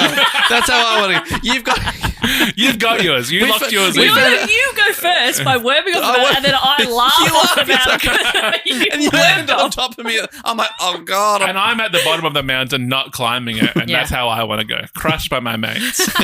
taken out by... The dream. And I will be putting up like a Wile E. Coyote type sign, like right before you guys hit me. Yelp. Yeah. It says, uh-oh. Yeah, uh-oh, it's good. As you hear, Yeah, what is that? Is that a mosquito on the mountain? it's just I'm laughing. looking around, hitting my arms with a mosquito, getting out a can of like cartoon-sized red spray or something. Okay. So So they've made it to base camp. I'm here playing the role of Matt. Matt would have done this. I love it. Yeah, okay, great. They make the plan to go for the summit on May 10th. Forecast predicts a window of ideal climbing weather. They're like, that's the day we're going to do it. Great. So shortly after midnight on the 10th of May, 1996, the adventure consultants... You got to get your 8 hours. They go early. I think just to allow as much time as possible and probably the better climbing conditions. What's the sunlight situation? Because I know some parts of the world that, it's light in the nighttime. But are they doing this by torchlight or they got little... I'd say it's dark, yeah. Okay. I think so. Pretty close to the equator, aren't they? Yeah. They can touch it. Yeah. So it's less extreme. Okay, so it's dark. It's dark. It's the wee hours of the morning, and they take off from Camp 4, and they quickly encounter delays. The climbing Sherpas and guides had not set the fixed ropes by this time. By the time the team reached the balcony, which is at 8,350 metres or 27,000 feet, and this cost the climbers about an hour. By late morning, they'd reached the Hillary Step. This is from wikipedia.org, a Mount Everest website. Oh, yeah. I've been on there. Wiki is Latin for mountain. Yes. And so the Hillary Step is a 40-foot vertical rock face that sat 8,790 metres or 28,800 feet above sea level on the southeast ridge of Mount Everest. Located halfway between the south summit and the true summit, the Hillary Step was the most technically difficult part of the typical Nepal side Everest climb and the last real challenge before reaching the top of the mountain. Now, I was wondering why it was written about in past tense, and then I read the rock face was destroyed by a 2015 earthquake. Oh, shit. Did you know the Hillary Step's not there anymore? No? Damn. Isn't that crazy? I feel like we should have been told about this. That's it. I'm We not probably going. I only want to go the classic way. But isn't that wild? It's also, that means it's easier now. So anyone climbing it now, you're like, oh, well, you didn't have to do the Hillary Yeah. step. Oh, Yeah. when did you... Post 2015? Yeah, okay. Okay. Did you okay. do the worm on the way up? Yeah. Yeah. So you're wearing bloody floaties on the way up, mate? Got your training wheels on? Do Jesus it in Christ. your Crocs with your no toes. Oh, yeah. But isn't that wild too that it's like you're so close to the summit and here's the hardest part of the climb. Yeah, that would be really hard. Is that Yeah. the hardest part that Coldplay is singing about in that song? Yes. In Hillary that song, Step. Yellow. Yeah. Yeah. Fun little misdirect there. Thank you. That's what they call you. Now- Mrs. Direct. What are your notes on that joke? I think it's good fun. Like, there's a nice pullback reveal. There's a nice sort of, oh, yeah, we all know what the game is here. But then just having that little bit of a laugh of what if I was to just change this at the last moment. And then to have another sort of tag of, now I'm having fun with my friend Dave to show how much I relish in it. It makes for a good, fun experience. Yeah, great. Because I think that sort of joke it's a nice moment of connection between us as performers. But then I wanted to bring Dave in as well. And it was a because- group thing as well. Like, we all contributed to it. Yeah. And you were having fun with what I set up, which is pure improv, really, is to make sure it's not a one-person show. It's a group's experience. Yeah, that's nice. And you can sign up to the Comedy Writers Group Patreon, $5 a month, unlocks bonus episodes every week. So there you go. You could hear this again. Yeah, you edited the little bits together. What are we at, 3 minutes? Well, actually, AJ O'Connor, if you wouldn't mind cutting out the Comedy Writers Group parts, that would be... No, keep them in this episode, but, give me a copy and paste. Nah, they don't get paid for that. So they're now entering the death zone, which is basically altitudes above 8,000 metres. I'm hoping that one of the Sherpas turned back and said that to him, to go, we're now entering. And then dramatic pause, turn around, the death zone. Take off the sunglasses. Yeah. Another Sherpa's behind him with an electric guitar and goes... Because it would be their favourite part, to cross into the death zone and let the people that you're with know that they're in the death zone now. But for the Sherpas, it's like going to the shops. It's so easy, whatever. Yeah, we call it the chemist. Yeah, but for you, I guess it's the death zone. I also love the idea that you go from 7,999. Oh, to the death zone. Oh, I'm out of the zone. Oh, back in. Oh.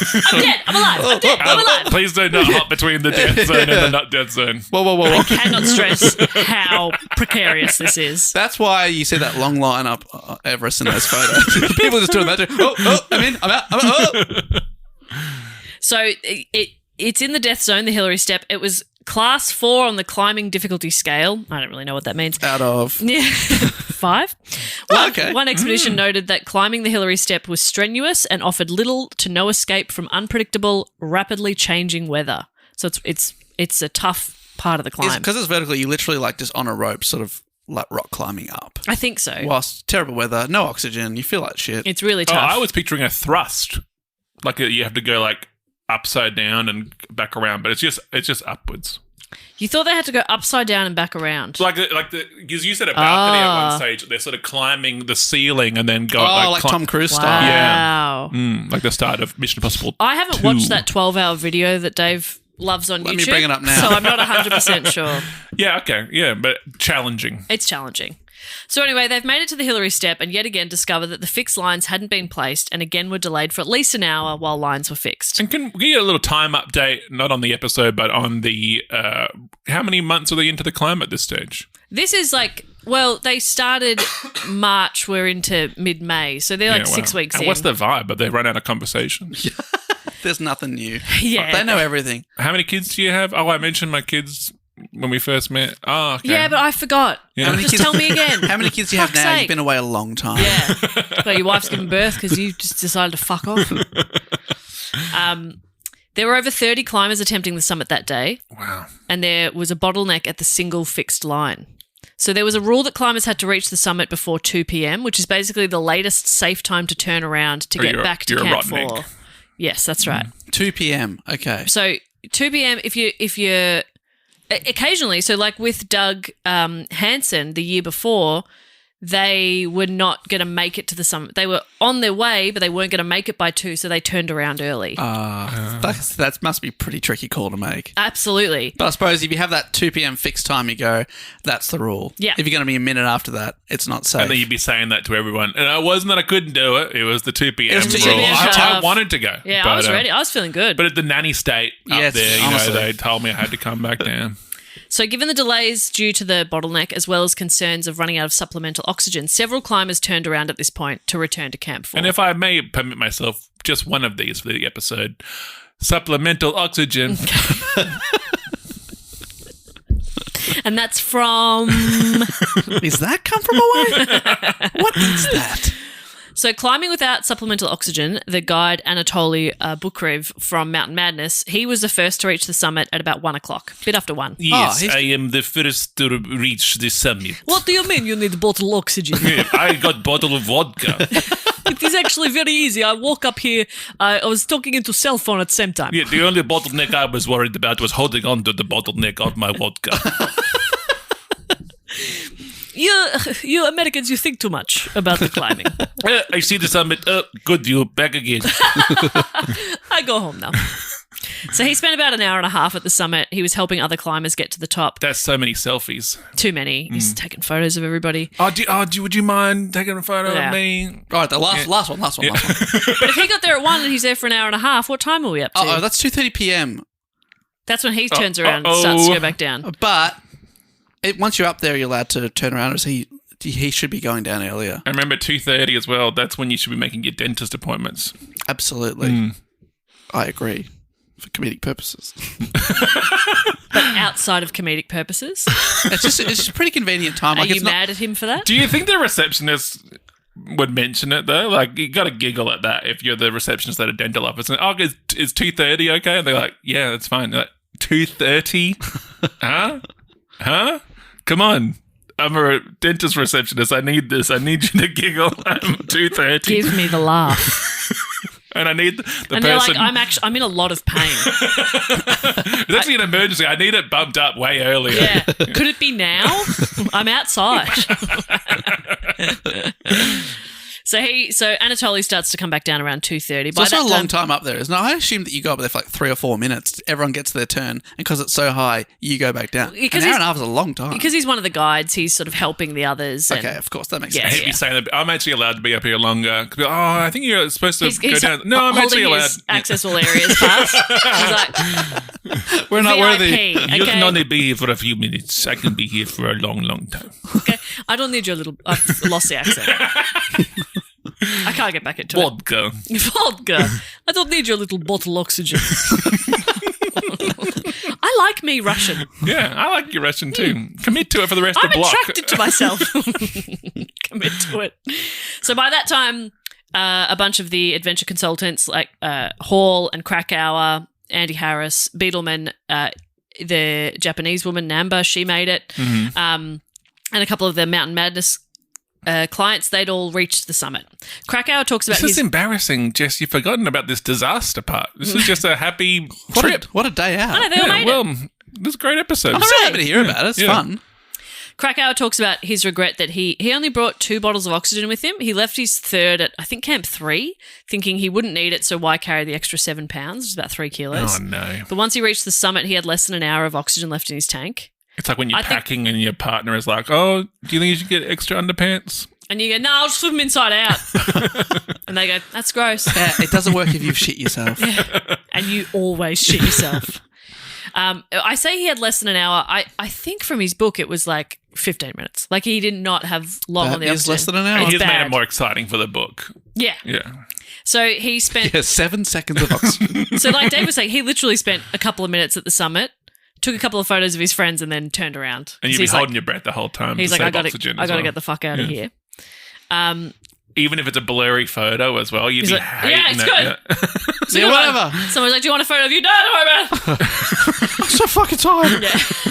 I don't even God. want to do this, really. You'd really have to think about who you're climbing Everest with as well, because Aiden, my husband, takes a terrible photo. Oh, and back Yeah, then, totally. you don't know. He wouldn't know for 3 months. And, Yeah. I get it back, and I'm like, why are my eyes closed? I have an entire album on my phone of that I've called photos Aiden has taken of me, and they're all horrific. Yeah, people that just do a one and done, they're like, yeah, I got it. I don't trust Just take that. 5 more. I It's don't digital. trust that. Yeah. You give me your phone for a photo, I'm getting angles. But here as well, think about this too. They've been climbing for so long to make sure you've did you save enough film for the summit photos? Oh no, I took all those. We were doing those silly photos that one night we got drunk on the mountain. We did silly ones. Or like they'd run it, they didn't realise they'd used the last of the film yesterday and they haven't put a new roll in. And be like, I left it down with my oxygen tank. Or we do what my wife did. My wife Eleanor, who went to India last month, and when you don't go on a holiday, so you want to see some photos from it. All the photos that she took could have been anywhere. There's no landmarks in any of the photos. She's like, here's my work trip to India, and there's like Mumbai McDonald's. You would not know. You would not. I've heard this from both of you now because I had coffee with her not long after she got Eleanor back. got so defensive about it. She's like, it was hard to take photos. You're being shuffled along. Yeah. And it's like, she's fair enough. Taking a but- photo on a train and you're like, that could be a train anywhere. Yeah, take a photo of just one thing with a landmark in it. It's a selfie in a bathroom and you're like, that could be a bathroom anywhere. Yeah, I don't know what that exactly. is. That's so funny. You know, they've got beds here. Yeah. Took a photo on the bed. Pretty good. Take a photo at least where it says "Welcome to Dubai" or something. Yeah. Just something. That's- Mumbai. That's really funny. And I'd be there on top of it, Mount Everest, being really annoying. Like I've smuggled a pie for a Instagram photo. Yeah, we would It's be like a expecting- 3-month-old It's mouldy. pie. I'm like, just take the photo. Just take the fucking photo. And people are like, what? Just because you can't People post back on home will get it. They'll get it back you home. can't post on Instagram unless it's pie related. How else will anyone know I went to Mount Everest? It's a funny thing that I do. I've been thinking about my caption the whole time up That's here. right. I'm only here for that, okay? I'm going to call it Mount Everest. Yeah, Pretty what good. would That's your pretty caption good. be? Not that Marcel's wasn't perfect, which it was, but not- just in case you wanted to workshop any others. How about I've made it to the upper crust? Oh, that's really good. That's good. I was going to talk about like the Pie in the sky. tallest pie. Pie in the sky is Pie in good. the sky is good. Tallest pie. It actually isn't because I've done them on planes before. Setting the record for tallest pie is funny. Yeah. I've done them on planes. I've done a pie on a plane. I've asked the flight attendant to take a photo of me and my pie. So, okay. So Krakauer's made it to the top, but he's on his way back down because he's like, fuck this. Hall's lead Sherpa, Dorje, and other climbing Sherpas waited at the summit for their other clients. Near 3 o'clock, they began their descent. And they're all pointing at their watches in that sort of passag sort of fashion of like, should Yeah. probably get out of Who here. would do that? Who would point at their watch passive aggressively? Yep. Every time I beat Jess to the studio, I'm always like, what time do you call us? We're so in sync that recently we've been parking our cars at the exact same time, and then it's a race to get out and like tap your watch. Oh, that's fun. And there's nothing sweeter than pulling into the street here and seeing Jess's car isn't here. Second thing sweeter, pulling out.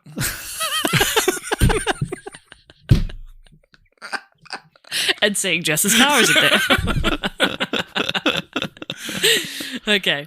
That was brought to you by Matt Stewart. I know he'd say something filthy. Yeah, he's disgusting. So it's 3 p.m. 3 o'clock, the Sherpas are heading back which down. seems very late. Yeah, but remember in The Simpsons when the Sherpas just cartwheel down? The Power Source episode. Yeah, with Brendan Fraser. It's basically that, I guess. They've got a different cut-off time because Yeah, it's much they're easier thinking for them. about, 3:15 school gets out to go pick up the kids. Yeah. And then I'll come back. Be there at 15. Yeah. I got ages. Head back down.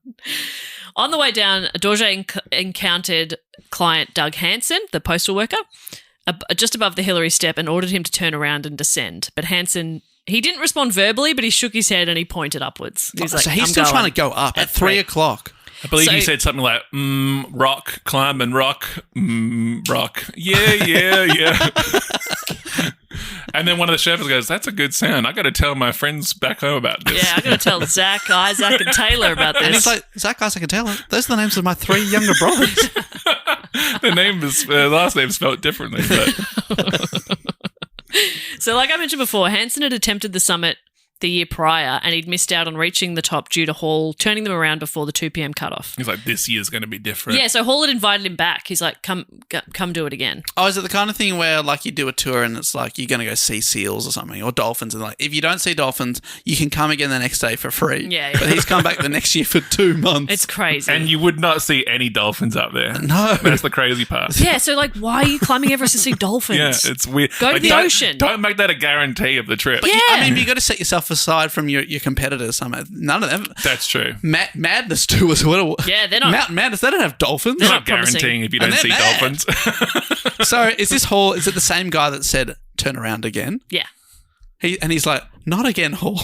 Oh, no, it's the Sherpas who are like, dude, Right. it's 3 o'clock, you got to go. But he's just gone.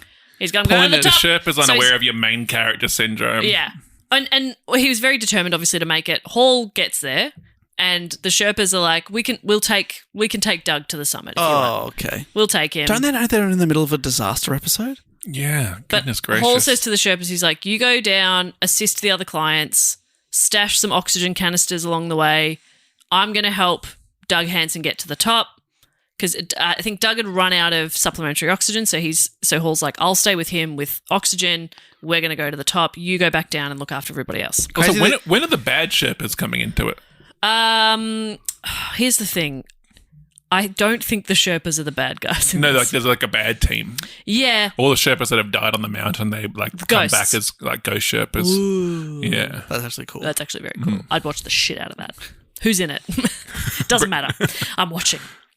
So Mountain Madness leader Scott Fisher reached the summit at 3:45, Oh no. exhausted and increasingly ill, possibly suffering from high-altitude pulmonary edema or high-altitude cerebral edema. So AKA Mountain Madness. Mountain Madness. Oh, no. And 3:45, and he's the leader feeling bad. Yeah. Oh, that's not a good sign. And so pulmonary or cerebral, it's either lungs or brain swelling. It's due Not to that good. high altitude. By this time, the weather was changing, light was diminishing, and snow was starting to fall. The worsening weather began causing difficulties for the descending team members. In fact, worsening weather is a bit of an understatement because what was developing was, in fact, a full-on blizzard. Uh-oh. The blizzard on the southwest face of Everest was reducing visibility, burying the fixed ropes, and obliterating the trail between Camp 4 that the teams had broken on the ascent. So it's now it's a bit disorienting. Just go down though, I reckon. Yeah, start to head down. If you're feeling like your quads are really burning, you're probably going up. Yeah. So turn around. It's like when you're in the ocean or in space and you're like, oh, which way's up? You know, I don't know where I'm going. Yeah. It's like, yeah, just go downward. Go down. You're like, I kept climbing. I climbed higher than the top. I woke up and I was like, on the top. Maybe they hear that thing, you know, of, I believe maybe it was in the Touching the Void one of climbing through the crevasse. So maybe they think, oh, the only way out of the situation is up again. Keep climbing up. makes you think. Yeah. And a bit more mountaineering advice. Yes. Yeah. Oh, we need more of that. Yeah, just keep climbing up. Unless you want to go down, then keep climbing down. So those who hadn't turned around before that 2 p.m. cutoff were now in a bit of strife. Bit of strife. Uh-oh. And one final thing from the Touching the Void episode, I think it was something like 80% of accidents happen on the descent. It's the same thing Right. like when you're driving home. They say like most car accidents happen in the last 5 minutes of your journey. Like it's Because, way more yeah, dangerous. Often You become complacent. I think Yeah. a bit of complacency, desperation to get home. Yeah. About when you Need to shit. the keys in the door and you're thinking about going to the bathroom. Like, oh. Yeah. Oh, should I start slowly releasing now? Timing at 5 minutes, okay. Edging the mountain. It's about time to slowly release it now. Slowly releasing. Oh, red light. Back in. Oh, got a green turn signal. Didn't expect that. I also have to factor in that Relax. every time I need the toilet, Aiden's already on the toilet. Oh, my God. Every time. He's already on there? He's already on God. there. Jesus! It is embarrassing. This happened to me the other day. It is embarrassing when the partner says, I need to use the toilet now because you've been taking some time. Yeah. I've just been on my phone. Yeah. And I don't like being called out in that No, moment. it's It's a embarrassing. vulnerable moment. Yeah. Finished There like have been 5 times minutes I've been ago. brushing my teeth and I see Aiden go into the toilet and I go, no, No. I'm going first. And then you take your time, but I'm going first. Anyway. What are your plans in there? And he What goes, are your plans? Just wheeze. And I'm like, that's still going to take 45 minutes. Sorry to call you out like that, Aiden, but he's not listening. This sounds like disaster is brewing, can I just say? In Jess and Aiden's marriage? Yeah, I think they're going to be okay. You got to get a second toilet or you will be We've you'll be all fine. thought that for many years. Yeah, my dream is a place with 2 toilets. Really, side by side? Ideally. I dream of world peace. Oh, no, I dream of a house with 2 toilets. Okay. And can I just say that 2 toilets is a step towards world peace? That's true. If every Yeah. house had 2 toilets, You got me there. Yeah. That's good. Well done. Because my world would be more peaceful. yeah, you pass that on, pay it forward. Yeah, I'd be nicer. So, yeah, the people who hadn't turned around, they're in a bit of strife. In fact, John Krakauer said that of the 24 people that summited that day, only 6 got to the summit before 2 p.m. And they'd be in more strife because Krakauer's typing this and he's like, I just got to finish this bit as he's on the mountain blocking the line of people. Yeah. It's like, we need to get out. You need to get out. It's like, yeah, but this is important. I got to get it fresh. I got to People are finish like, this. there are other ways to record this I'll forget information. this if I don't write it down right Tape now. record shit while you're walking. And he's like, no, this is how I work. I like the typewriter. This is my art. I released a bestseller last year. Okay? This year. This year, that's Same year. He's crazy. Someone's going to Sounds so record this much. disaster that's happening right now, and I'm the one to do Okay. it. He's like, things actually just got interesting. I've been waiting for something to happen. So Scott Fisher, the leader of Mountain Madness, he was unable to descend below the balcony, sort of a platform at the southeast ridge at 27,000 feet. Because? The visibility. Oh. He was unwell. Oh, right. A whole bunch of things. He wasn't able to get there. They left. A bunch of Sherpas left Taiwanese climber Makalu Gao with Scott Fisher, and and a Sherpa stayed with them as well because Gao also couldn't proceed. Eventually, the Fisher convinced the Sherpa to go and leave him and Gao. He's like, "You got to get out of here." Oh, wow. I think essentially Go being on like- without me? Yeah. Because there is a rule. Are you going to bring this up that if you die on the mountain, your body's just left there? For the most part, that is correct. Yeah. Wow. Yeah. It's too hard to. Yeah, it's too dangerous for everybody else who's trying to bring your body down. Because isn't there even, I think this changed maybe recently, maybe with the earthquake as well, that there has been corpses that are landmarks up the mountain. That's right. And Yep. green boots. Green boots is going to come up later. Oh. Do you think you try and get Is yourself... this the origin of green boots? Yeah. Oh my goodness. No. This has been a green boots Really? origin story the whole time. We believe so. Oh, this is like that M. Night Shyamalan movie that you realise was actually like when you watch Split. Have you seen Split? No. Split is actually like a secret prequel to Unbreakable. Ah. It's in the Unbreakable universe. So this was a surprise. Well, That's not fun. anymore. Yeah. I'm surprised. Sorry, I was showing off my mountaineering knowledge, which I think I've been peppering slowly out. Yeah, that's really good. Yeah, you haven't been showy about it, I which I, didn't just like appreciate. go, here's everything I know about mountains. Yeah. Do you It's got to be appropriate. Do you think the spare Relevant. carabiner that I talked about is going to come in handy for any of these guys? Well, I reckon it could have saved a lot of That could be lives. pretty. They should have had it. Do you think if you think you're going on the mountain, you try and get yourself in a cool position? How do you mean? Like if you're like, I'm going to die here, my body will be left here. People Oh, walk past yeah, it. Like yeah. you try and like, flip the bird or something. I'm throwing sharkers. Yeah. Yeah, that'd be fun. But also like making sure my posture's good. I'd do like a funny one where I'd point towards something so they think that that's like the way to go, but it's actually into a hole or something. It's off the cliff. And because like they'd be laughing while they're falling, they'd be like, "Oh, it got me. You bloody That's got funny." me. You're taking people down with you. I respect that. Meanwhile, so Hall is also up. He had gone up with Hansen. He radioed for help, saying that Hansen had fallen unconscious but was still alive. Who are you radioing? Down to like the camps, the rest of the team. Gosh, they can't help you. Not at this point because the weather's so bad they can't safely get up to you. That said, at about 5:30, adventure consultants guide Andy Harris, carrying supplemental oxygen and water, began climbing alone from the south summit towards Hansen and Hall at the top of Hillary Step. Really just going to try and get him. He's gone He's up going to to help be the them. hero. By this time, according to Krakauer, the weather had deteriorated into a full-scale blizzard. Riding snow pellets borne on 70-mile-per-hour wind stung my face. That's 110 k's an hour. Can you give us some of those wind sound effects you were doing before? Oh, that's good. Was that good? That was Yeah, that was really great. good. We're going to need to clean this mic. Somebody remind me to clean this mic after. Several climbers got lost on the South Col during the storm. Mountain Madness guide Beetleman and clients Clev, Schoening, Fox, Madsden, Pittman, and Gamelgard, along with adventure consultant guide Mike Groom and clients Beck Weathers and Yasuko Namba, wandered into the blizzard until they could no longer walk. Oh my God, that's so many people. They ended up huddling together some 20 metres or 66 feet from a drop-off off the east face. Oh, they're right next to a cliff. Yeah, because you can't see. So there's a group of them at least huddled together. Near midnight, the blizzard cleared sufficiently for the team to see Camp 4, because that's the thing, they couldn't navigate because they don't know where they are. And just to add a little bit of dramatization, like those doco dramas, like there'd be people going, "We got to turn back. We got to keep moving. Yeah. This was all your idea. Yeah. Mountain Madness. Yeah, there'd be a lot of that. Yeah. This isn't exactly the Ritz." That sort of stuff. It's like, this killed at Camp 3, I swear. He's still trying to get a laugh at it. And everyone's like, fucking hate this guy. But midnight, that's hours later. They've been huddling for so long. Yeah. So they could finally now see Camp 4, which was 200 metres away. Oh my gosh. Wow. So Beetleman, Groom, That's so Schoening, embarrassing. and Gamelgard set off to find help. Madsen and Fox remained on the mountain with the group in order to shout out for rescuers who were hopefully going to come out for them.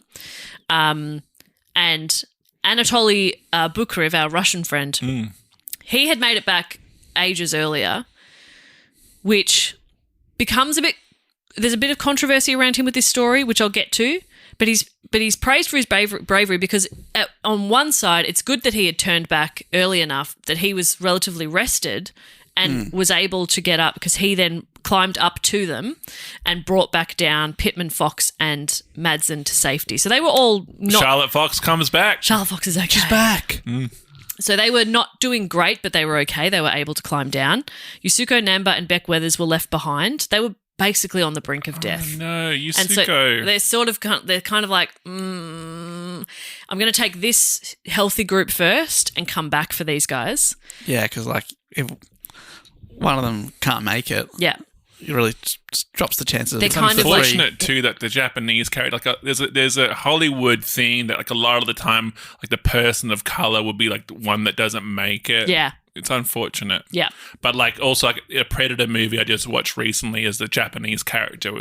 He died in a blaze of glory, like samurai fighting like the Predator. So I'm assuming that there was a moment, if we're going by Hollywood stereotypes, that our Japanese character brought out the samurai sword to like cut some of the blizzard down, and that's how the veil lifted. They could like, oh, that's where the camp is, and but that was Yasuko's. She saved everyone else. Last bit of energy that she could use. Yeah.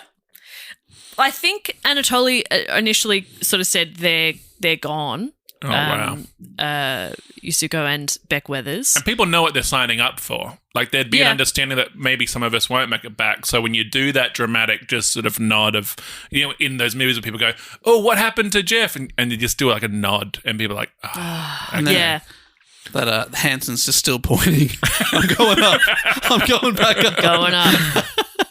So 2 Sherpas had headed out and they managed to reach Scott Fisher and Makalu Gao, who was the leader of the Taiwanese expedition. So that's 2 lead people then, isn't it? Yeah. Fisher was unresponsive and the Sherpas placed an oxygen mask over his face before carrying Gao to Camp 4, and then they sent Anatoly Bukrev back up for Fisher.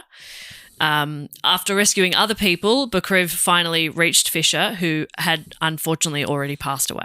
Oh, no. He described Fisher as having exhibited paradoxical undressing, which is commonly associated with hypothermia. I looked it up. This is when they take their clothes off. Yeah, it's an irrational act of removing clothes during the final stages of fatal hypothermia, where a person feels an intense false sense of heat.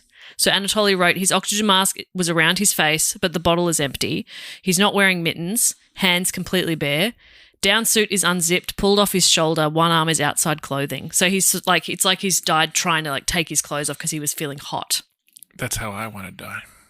Okay, There we it found is. ourselves. Oh, no, I want to die Get when naked? you crush me. Yeah. Oh yeah, you want us Yeah, to land yeah. on you I because locked it in, Dave, yeah. Dave has wormed off the mountain. I have laughed off the mountain, and we've landed on you and crushed if we you. That's land a on- listener's choice one. Maybe the listener can choose one of those 4. Okay, Could great. you just be naked when we land on you or something? Yeah, that'd be fun. Yeah, that's true. Quite fun. And then people would find it and go, what the hell's happened here? Because Jess has got this big grin on her face. Yeah, Is it too dark for the Patreon read today to be dream death? maybe. Is there a random death generator? Bound to be. So yeah, unfortunately, Scott Fisher That is tragic. did not survive, and his body remains on the mountain. And was he one of the 30s, guys in their 30s? Yeah, he might have been 40, but But not. he's experienced. Yes. So in the wee hours of the morning of May 11, it's around 4:45 in the morning now, Hall, the leader of Adventure Consultants, he radios again to base camp and said that he's on the South Summit. So that the loser summit. it confirmed that he had survived the night. He reported that Wow. Andy Harris had reached them. So Andy Harris, that was, I think, 31 New Zealander, he was the one who took off in a blizzard to go and reach them. He Wow. had made it, but Hansen, who had been with him since the previous afternoon, was now gone. So Hansen has passed, and Harris was missing. Oh, so Hansen he's passed away or he's disappeared. Well, gone, I think it's in quotation, so I think he's died. Oh, And Andy Harris is now missing. And what about the Taiwanese guy that was with Hansen? He was with Fisher, and he's been carried down. And this was the value of the cast list. Yes, yeah, now we know what they're all up to. I know it's hard. Hall was unable to use the bottled oxygen he had with him because the regulator was too choked with ice. Oh, you got to get a spit valve. Like a trumpet. Ah. Oh, that mountaineering knowledge. God, he's good. Oh. From Wikipedia, by 9 a.m, Hall had fixed his oxygen mask but indicated that his frostbitten hands and feet were making it difficult to traverse the fixed ropes. Later in the afternoon, he radioed base camp, asking them to call his pregnant wife, No! Uh-oh. Jan Arnold, on the satellite phone. During this last communication, they chose a name for their unborn child. Oh my Oh, gosh. this isn't going to be good. And he reassured her that he was reasonably comfortable and told her, "Sleep well, my sweetheart. Please don't worry too much." Oh, comedy podcast. I know. So let's check in again with the comedy writers group Yeah. portion of this. Yep. Is that it's I'll put this one to Dave of putting out a podcast. It's a comedy podcast, but then having a lot of bad things happen in it. How do you approach that sort of thing? It can be tricky. I've got to tell you, we often try and find some humour around the subjects, but then often a little bit about too, because that's what we're here to do, what people are tuning in for. I mean, mere minutes ago, we had a main character die and then immediately were laughing about us falling on you naked. But we didn't make fun of his death. We did or we didn't? We didn't. We didn't. That's right. That's No. right. We're not punching down. And that's the distinction. People go, oh, I can't believe you'd make fun of... Because people, I think, get this wrong sometimes. They go, oh, I can't believe you made fun of this guy who died on this mountain. No, we made a joke adjacent. Yeah. We made a joke about ourselves Yeah, indeed. being fools. And the other thing is that Marcel and I don't know the story, specifically who each person is. So we're making jokes about people early on. If you're like an expert at home being like, well, but she dies in a horrible way. We Yeah, don't know don't that. know that. Sorry. Yeah, exactly. And we don't think of these as people. That's right. And it was 96. Yeah, exactly. Like, why weren't you at Come home watching on. Space Jam? Oh, so tell me, did he die up there? Yeah. That's so awful. And Isn't what a it? dramatic... You got to... Like, Hollywood's calling for that dramatic ending. I'm glad that he got And Hollywood has done that. glad Dramatic he got ending. to say goodbye, but Oh my goodness. I know, awful. But isn't also, it? don't leave your pregnant wife to go climb a mountain. Oh, no. Because they'd be doing that thing that's so gross. Maybe you've talked about this on the podcast before, but that especially man thing of going, oh, when I bring my new child into the world, I want them to know that their dad has climbed Everest and that their dad is the sort of dad that goes beyond. You're like, no, that's not. No kid cares about that. They care about you just being there. I don't give a shit about anything my dad's ever done. Don't care. Don't give a shit. Just be around. Yeah, just be around. Just be around. Yeah, that'd be nice. Well, so there's a lot of pressure on the wife to be choosing the name in that moment. And he's Yeah. like, Yeah, no. what if he's making dog shit suggestions, but Yeah. he's sort of like, he's dying. He's I've got, got to go. he's with got it. mountain madness. Exactly. He's like, Alphaba. It needs to be Alphaba. And She's like, unfortunately, other people can hear this because it's on the radio. So if she chooses to just go, yeah, darling, no worries, and then call the kid a normal name, Steve. they're all going to be like, we know he And wanted he'd it be to be doing Alpha. that. He'd be doing that classic thing of looking around for inspiration. Like, oh, snows, Blizzard. is snow good? Blizzard, Yeah. dad death, Rock, frostbite, frostbite hall. yeah, that's tragic death of your father. That's oh man. Okay, now Hero. we are making What fun about of a hero? dead man. We're making fun of a dead That's man now. right. This We've is- slipped into exactly what we said we wouldn't do. Yeah, well, I'm going to argue that I'm making fun of the trope of the masculine need to prove oneself by doing ridiculous things. Yeah, I agree. Because this is a death that didn't need to happen. I think all deaths are tragic, but some deaths are more tragic than others. And when you put yourself in that sort of position, you're like, oh, my dream was to feed a tiger and the tiger killed me. I go, okay, yeah, well, you should have known better. And what was that tiger doing on the mountain anyway? Like, you couldn't have said that coming. Oh, my dad died on Everest. Oh, wow, frostbite? No, a tiger got him. Yeah. You didn't No, think I about getcha. that. Like a lot of, a lot of Everest deaths that sometimes the body is not found. His was later in the month, the 23rd of May, a different expedition went up and they found him. But he was left there as requested by his wife, who said she thought that's where he'd like to have stayed, which is very sweet. But the bodies of Doug Hansen and Andy Harris have never been found. Still. Well, that means that they might still be alive. Yep, they're just like, oh, I keep walking up. They might have faked their own. I get to the summit every day. Fake their own deaths, and then they're just off doing their own thing, climbing those other mountains. That'd be Yeah, I mean, alright. there's the other guy's been there for 10 years. The be perfect nice. crime. You on the radio go, "Ee," boom, and they go, oh, they're dead.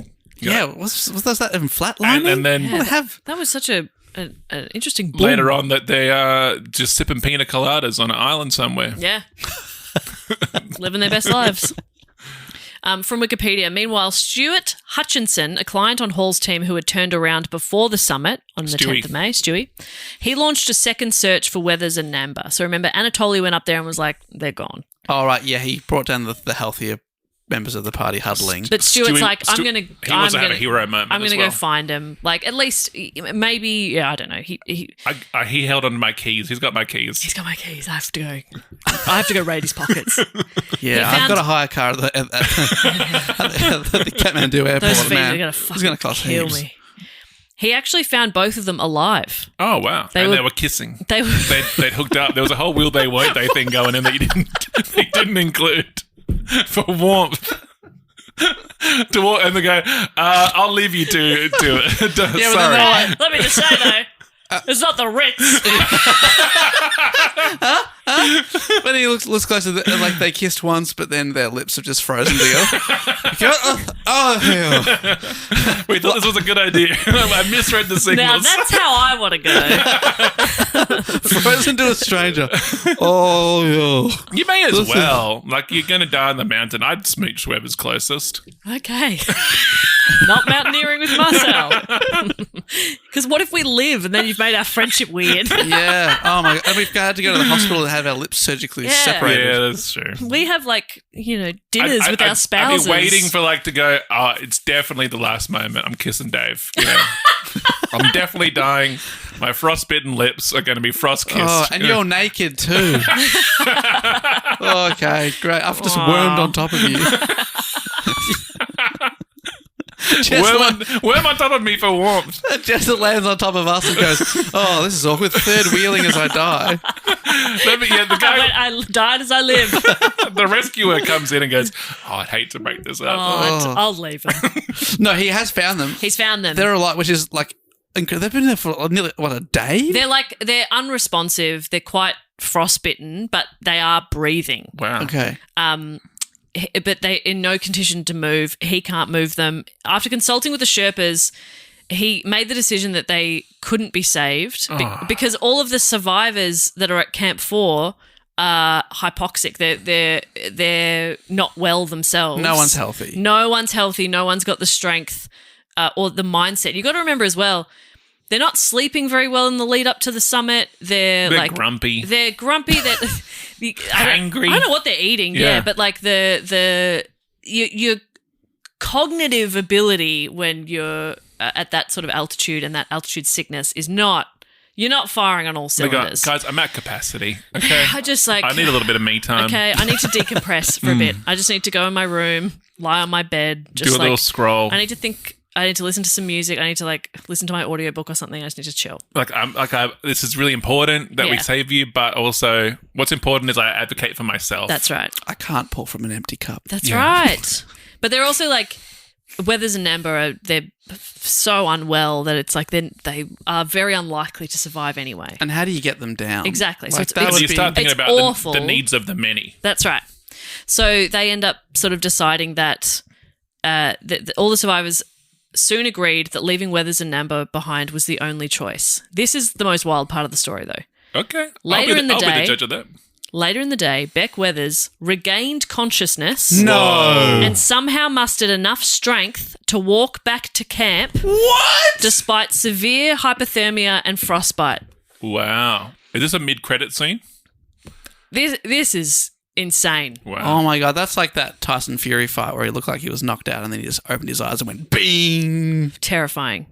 The others gave him oxygen and tried to warm him up, but another storm hit the next morning and his tent was badly damaged, leading to the other survivors to once again assume he had died. But he didn't! What? Go and check on him! He was still alive. Krakauer discovered he was still consciousness when the survivors in Camp 4 prepared to evacuate. So they're all trying to get out and he's like, I might just check on him. Yeah, he's conscious. It just goes to show you can't predict the weather. That's his name. That's his name. Get out. Okay, I'll be quiet for the rest of the episode. Yeah, this guy's nickname, Melbourne. Well, it falls into one, don't I? That is so crazy. I'll just go check on him. He's conscious. He's rolling up his sleeping bag. And once again, it's why you should check on your mates. You know, you don't just prejudice and go, oh yeah, Weathers is probably out for the count. He's survived like certain death once before. Yeah. Tell me. What happened? Despite his worsening condition, Weathers found he could still move, mostly under his own power. He needed a bit of help, but he was okay.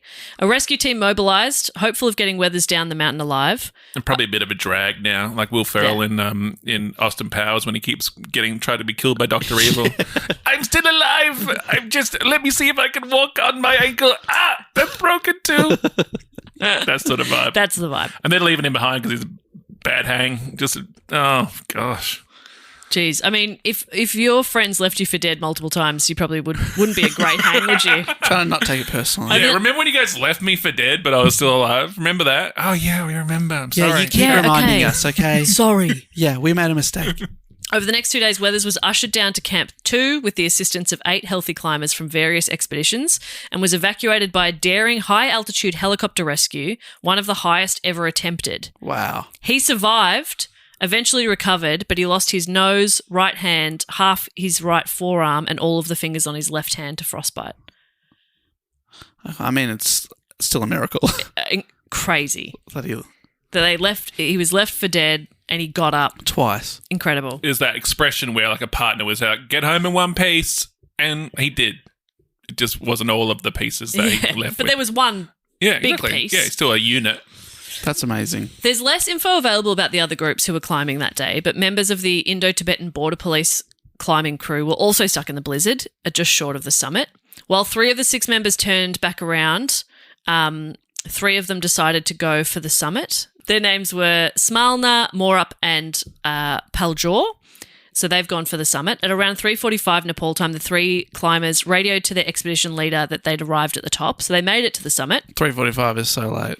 There was no radio contact after that. Is this how you become a police officer? This is part of the training that you got to make it to the top of the mountain? I don't understand how or why how this group came about, but... I also this is the thing. Once again, welcome back to another episode of Comedy Writers Group. Same episode of like cultural sensitivity and like what you can make a joke about. And some people go, "Can I make a joke about somebody's name of a different culture? Is it insensitive?" But I want people to know that there might be a joke in this guy named More Up who wanted to continue to the summit. Like he wanted to go more yeah, up. that is but like, you know, it's challenging because we're in a time where people go, "Oh, is that okay to make a joke about?" But I want to say, I think it is in that More context. Up is funny. More But I Up's was great. holding my tongue. Not cultural sensitivity, also because these characters keep dying. So I Yeah. felt bad about that as well. So those are the three that made it to the summit, but then there was no radio contact after that. And back at the camps below, team members saw two headlamps moving slightly above the second step, but none of the three returned to camp. Oh, they just disappeared. So they didn't make it either. So what were the headlamps? Them trying to come back down. Oh, no. No, it probably fell off. Rough. So to recap the loss of life, we have adventure consultant leader Rob Hall, who was 35, stayed to help Doug Hansen, was stranded overnight near the summit and died on May 11. Doug Hansen, who was 46, it's been assumed that he fell to his death in the blizzard. Yusuko Namba, 47-year-old Japanese client of Adventure Consultants, she died near Camp 4. Mountain Madness leader Scott Fisher, who was 40, became ill with altitude sickness and died during the descent on May 11. 31-year-old Andy Harris, the New Zealand guide, went missing after going to help others.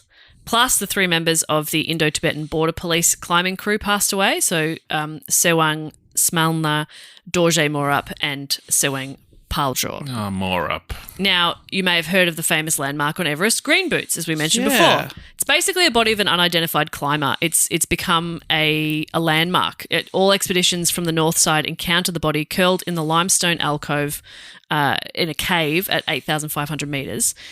It's mostly believed that is Sewang Paljor. He's believed to be Green Boots, so one of these climbers from the 96 expedition. It's a shame that no one remembers what boots he was wearing, so they can't go, that's him for It's sure. definitely him, yeah. They had all that time to like make conversation. I'd mention that. Oh, that's green boots you got there? Yeah, That you would think come it'd up. stand out. So 8 people died in a 24-hour period, and 4 others also died in the 1996 season, which at the time made it the deadliest season on Everest. And it's still the 3rd deadliest, but it has been overtaken after 23 fatalities resulting from avalanches caused by the April 2015 Nepal earthquake, People were climbing at the time. Wow. and 16 fatalities of the 2014 Mount Everest avalanche. So, yeah, 2014 overtook by a long shot. How do you And go then for 2015 was even business as worse. well? Like coming back from that, advertising the next season, going, Yeah. "Oh, let's do it again." Yes, you might have heard that last year a tremendous amount of people died, but Yep. this year's going to be different. I mean, who's going into climbing Everest thinking, like, this will be fun and safe and That's easy? the type of clientele that would probably go, yeah. They're not really deterred I'm risking by it. it. or Yeah, a it's lot of worth people the died. risk. Yeah, that'd be part of the conversation. Oh, yeah, a lot of people died last year. I'm going to be different. And as we're saying, climbing Everest isn't a safe endeavour, but several factors have been analysed and criticised in the aftermath of the 96 disaster. So the late summit attempts, so after 2 p.m, and the failure to enforce them, they weren't stricter on them, meant that climbers were exposed to the storm in much worse positions. You got to hold firm. Got to hold firm. The lack of fixed ropes being set ahead of time caused bottlenecks and delays. Poor communication between teams meant there was a lack of coordinated decisions and a lack of shared resources. They had unexpected severe oxygen deprivation sickness, which compromised both climbers and guides' ability to make decisions or help others. And there was insufficient stores of oxygen, forcing guides and rescue teams to carry bottles up to stranded climbers as the storm approached. So just a few logistic things kind of didn't. It's so hard, like when you're the guy, like it's your run, like it's your round, and you're bringing back all the bottles, Yeah. and like trying to manage holding them for the table, Tough. spilling oxygen. The entire disaster led to many conversations and criticisms of the commercialization of Mount Everest. John Krakauer had suggested that the use of bottled oxygen and commercial guides, who personally accompanied and took care of all the path-making, equipment and important decisions, allowed otherwise unqualified climbers to attempt the summit, thereby leading to dangerous situations and more deaths. Sort of like, because you're going up with a guide who's doing everything for you, you don't actually have the skills that you should have. Yeah. And you're potentially endangering others. And it's meaning way more people are attempting it, which because it seems easier. Exactly right. Krakauer also acknowledged that his own presence as a journalist for an important mountaineering magazine may have added pressure to guide clients to the summit despite the growing dangers. All right, because he's going to report, none of us got there, actually. Yeah, it's a bunch of losers, actually. Yeah, we got turned back. We made it to that little bit beforehand, but it's not real. Not really getting there. He proposed banning bottled oxygen except for emergency cases, arguing this would both decrease the growing litter on Everest, because there's so many discarded bottles, and it would keep marginally qualified climbers off the mountain. That would have kept him off the mountain. It means you can only go if you're hardcore. If you're like Anatoly and you can just fucking raw dog it. Yeah. So the events inspired several personal accounts that provided differing perspectives on what happened. Obviously, John Krakauer published his book Into Thin Air. So he's gone into the wild and into thin air. Oh, okay, that's good. That's good branding. Yeah, I love Is there that. A trilogy? Probably. I think he's written multiple books. He's done a lot, yeah. I watched one of the resources, and there's a link in the show notes, is a talk he did in Colorado after the fact. I think it was only, January of the following year, and it had a lot of photos, and he talked about it. It was very interesting. And he would Have a bit of decorum before you go on your talking tour, I reckon. A year. How long do you leave it? Yeah. Yeah. But he wasn't injured with frostbite and losing limbs. No, he was okay. He could hold the microphone. He was very close with Andy Harris, though, the young New Zealander, and so obviously quite devastated. The whole thing would have been so traumatizing. So traumatic. And even if you don't love all these people, you have spent 2 months with a lot of them. I've read Into Thin Air, and it's a great read. It's a very interesting one if you want to check it out. Well done on reading a book. Thank you so much. Reading a book is my Everest. How many this year, Jess? 20-something. Whoa. 24? That's huge. Killing 24. Kiefer Sutherland. Yeah, I'm going to stop now. 24 read, yeah. In tribute to Kiefer. Wow. So John Krakauer wrote Into Thin Air, and then Anatoly Bukriv, he co-authored The Climb, which was kind of defending his actions and providing an alternate viewpoint. Because Krakauer so why is he controversial? Yeah. Well, because he was a guide. He shouldn't have turned around and left people. Oh, but he did go back and save multiple people. Yeah. And maybe one of the reasons he could do that was because he was rested and It'd be not. fun as Absolutely well. correct. Co-authored this book, so some chapters are in a Russian accent. Yeah, Yeah. some. Here's what really happened. Okay. Okay. Beck Weathers also wrote a book called Left for Dead, which, fair, he was. Oh, so Beck Weathers made it. Beck Weathers survived. Great. Yeah, he was the one who... I thought you were going to tease us that it was like, almost did. Nah, he survived. He lost his nose. Oh, yeah, he was and the nose fingers, and hand yeah. guy. But he did survive. Into Thin Air was also made into a TV movie. There was an IMAX film called Everest that was like a documentary, and the events inspired the feature film Everest in 2015. Jake Gyllenhaal. Keira Knightley playing a Kiwi. She's the pregnant wife. Oh, and then did she pull off the accent? Well, from the trailer, I was like, okay. Okay. Interesting. Pretty good. And just to wrap up, from ultimatekilimanjaro.com.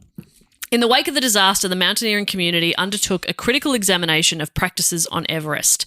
Emphasis was placed on adhering strictly to safety protocols, such as turnaround times. Expedition companies reevaluated their approach to client screening, guide responsibilities, and resource allocations. There was a heightened focus on the ethical consideration of guiding inexperienced climbers in such a dangerous environment. While the tragedy prompted calls for stricter regulations and greater emphasis on safety, the commercialization of Everest continued.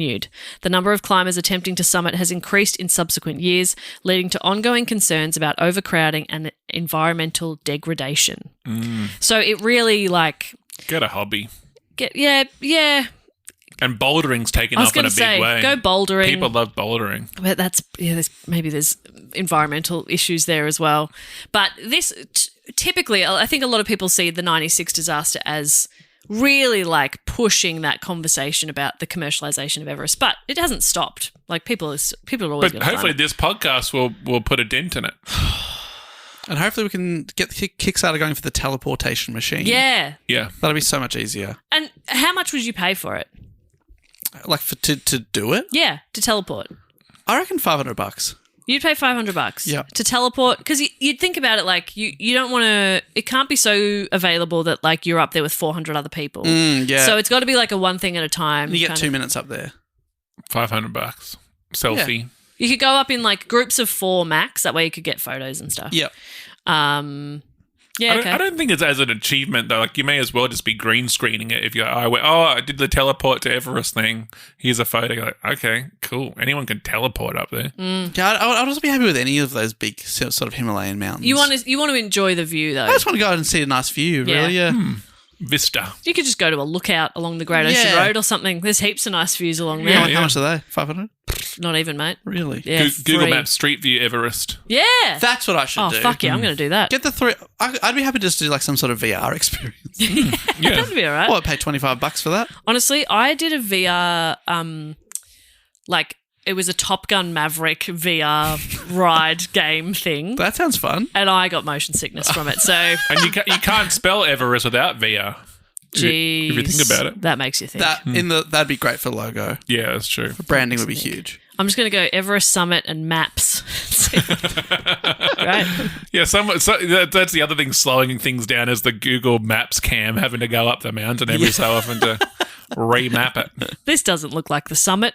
There's got to be someone. There's a whole village there. Oh, that's from Doctor Strange. Ah, yes. Someone must have done a 3D of like a 360. You'd want to bring your Surely, 3D yeah. cam up there. Yeah. You're GoProing it up. That must be. You saw your mate with the 12-hour videos doing the GoPro, Yeah, Everest. being an absolute jerk to everyone. Oh, excuse me, get out of the way. I'm actually GoProing. I've actually got my selfie stick. Could you get out of the way? I'm GoProing. Could you fuck off? I'm GoProing. That's what Aiden says. He's going to the bathroom. I'm GoProing. I say, proud of you. But there you go. That is the story of the 1996 Mount Everest disaster. Well done, Jess. That was good fun. And just like those mountaineers staggering across the line there at the end. Feeling exhausted. We talked about this on my recent episode where we did Aliens, where you joked about that your episodes are you just slowly dragging yourself over the line. And there was a mood shift in the room of like, all right, let's bring it to an end. Full disclosure about the mood shift. I'm like, cafe closes at 2. It's 1:30.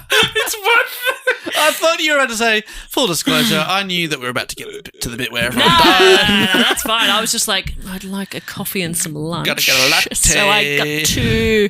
If we could wrap this up, maybe do the Patreon section at a later time. You should start working on like a little signal.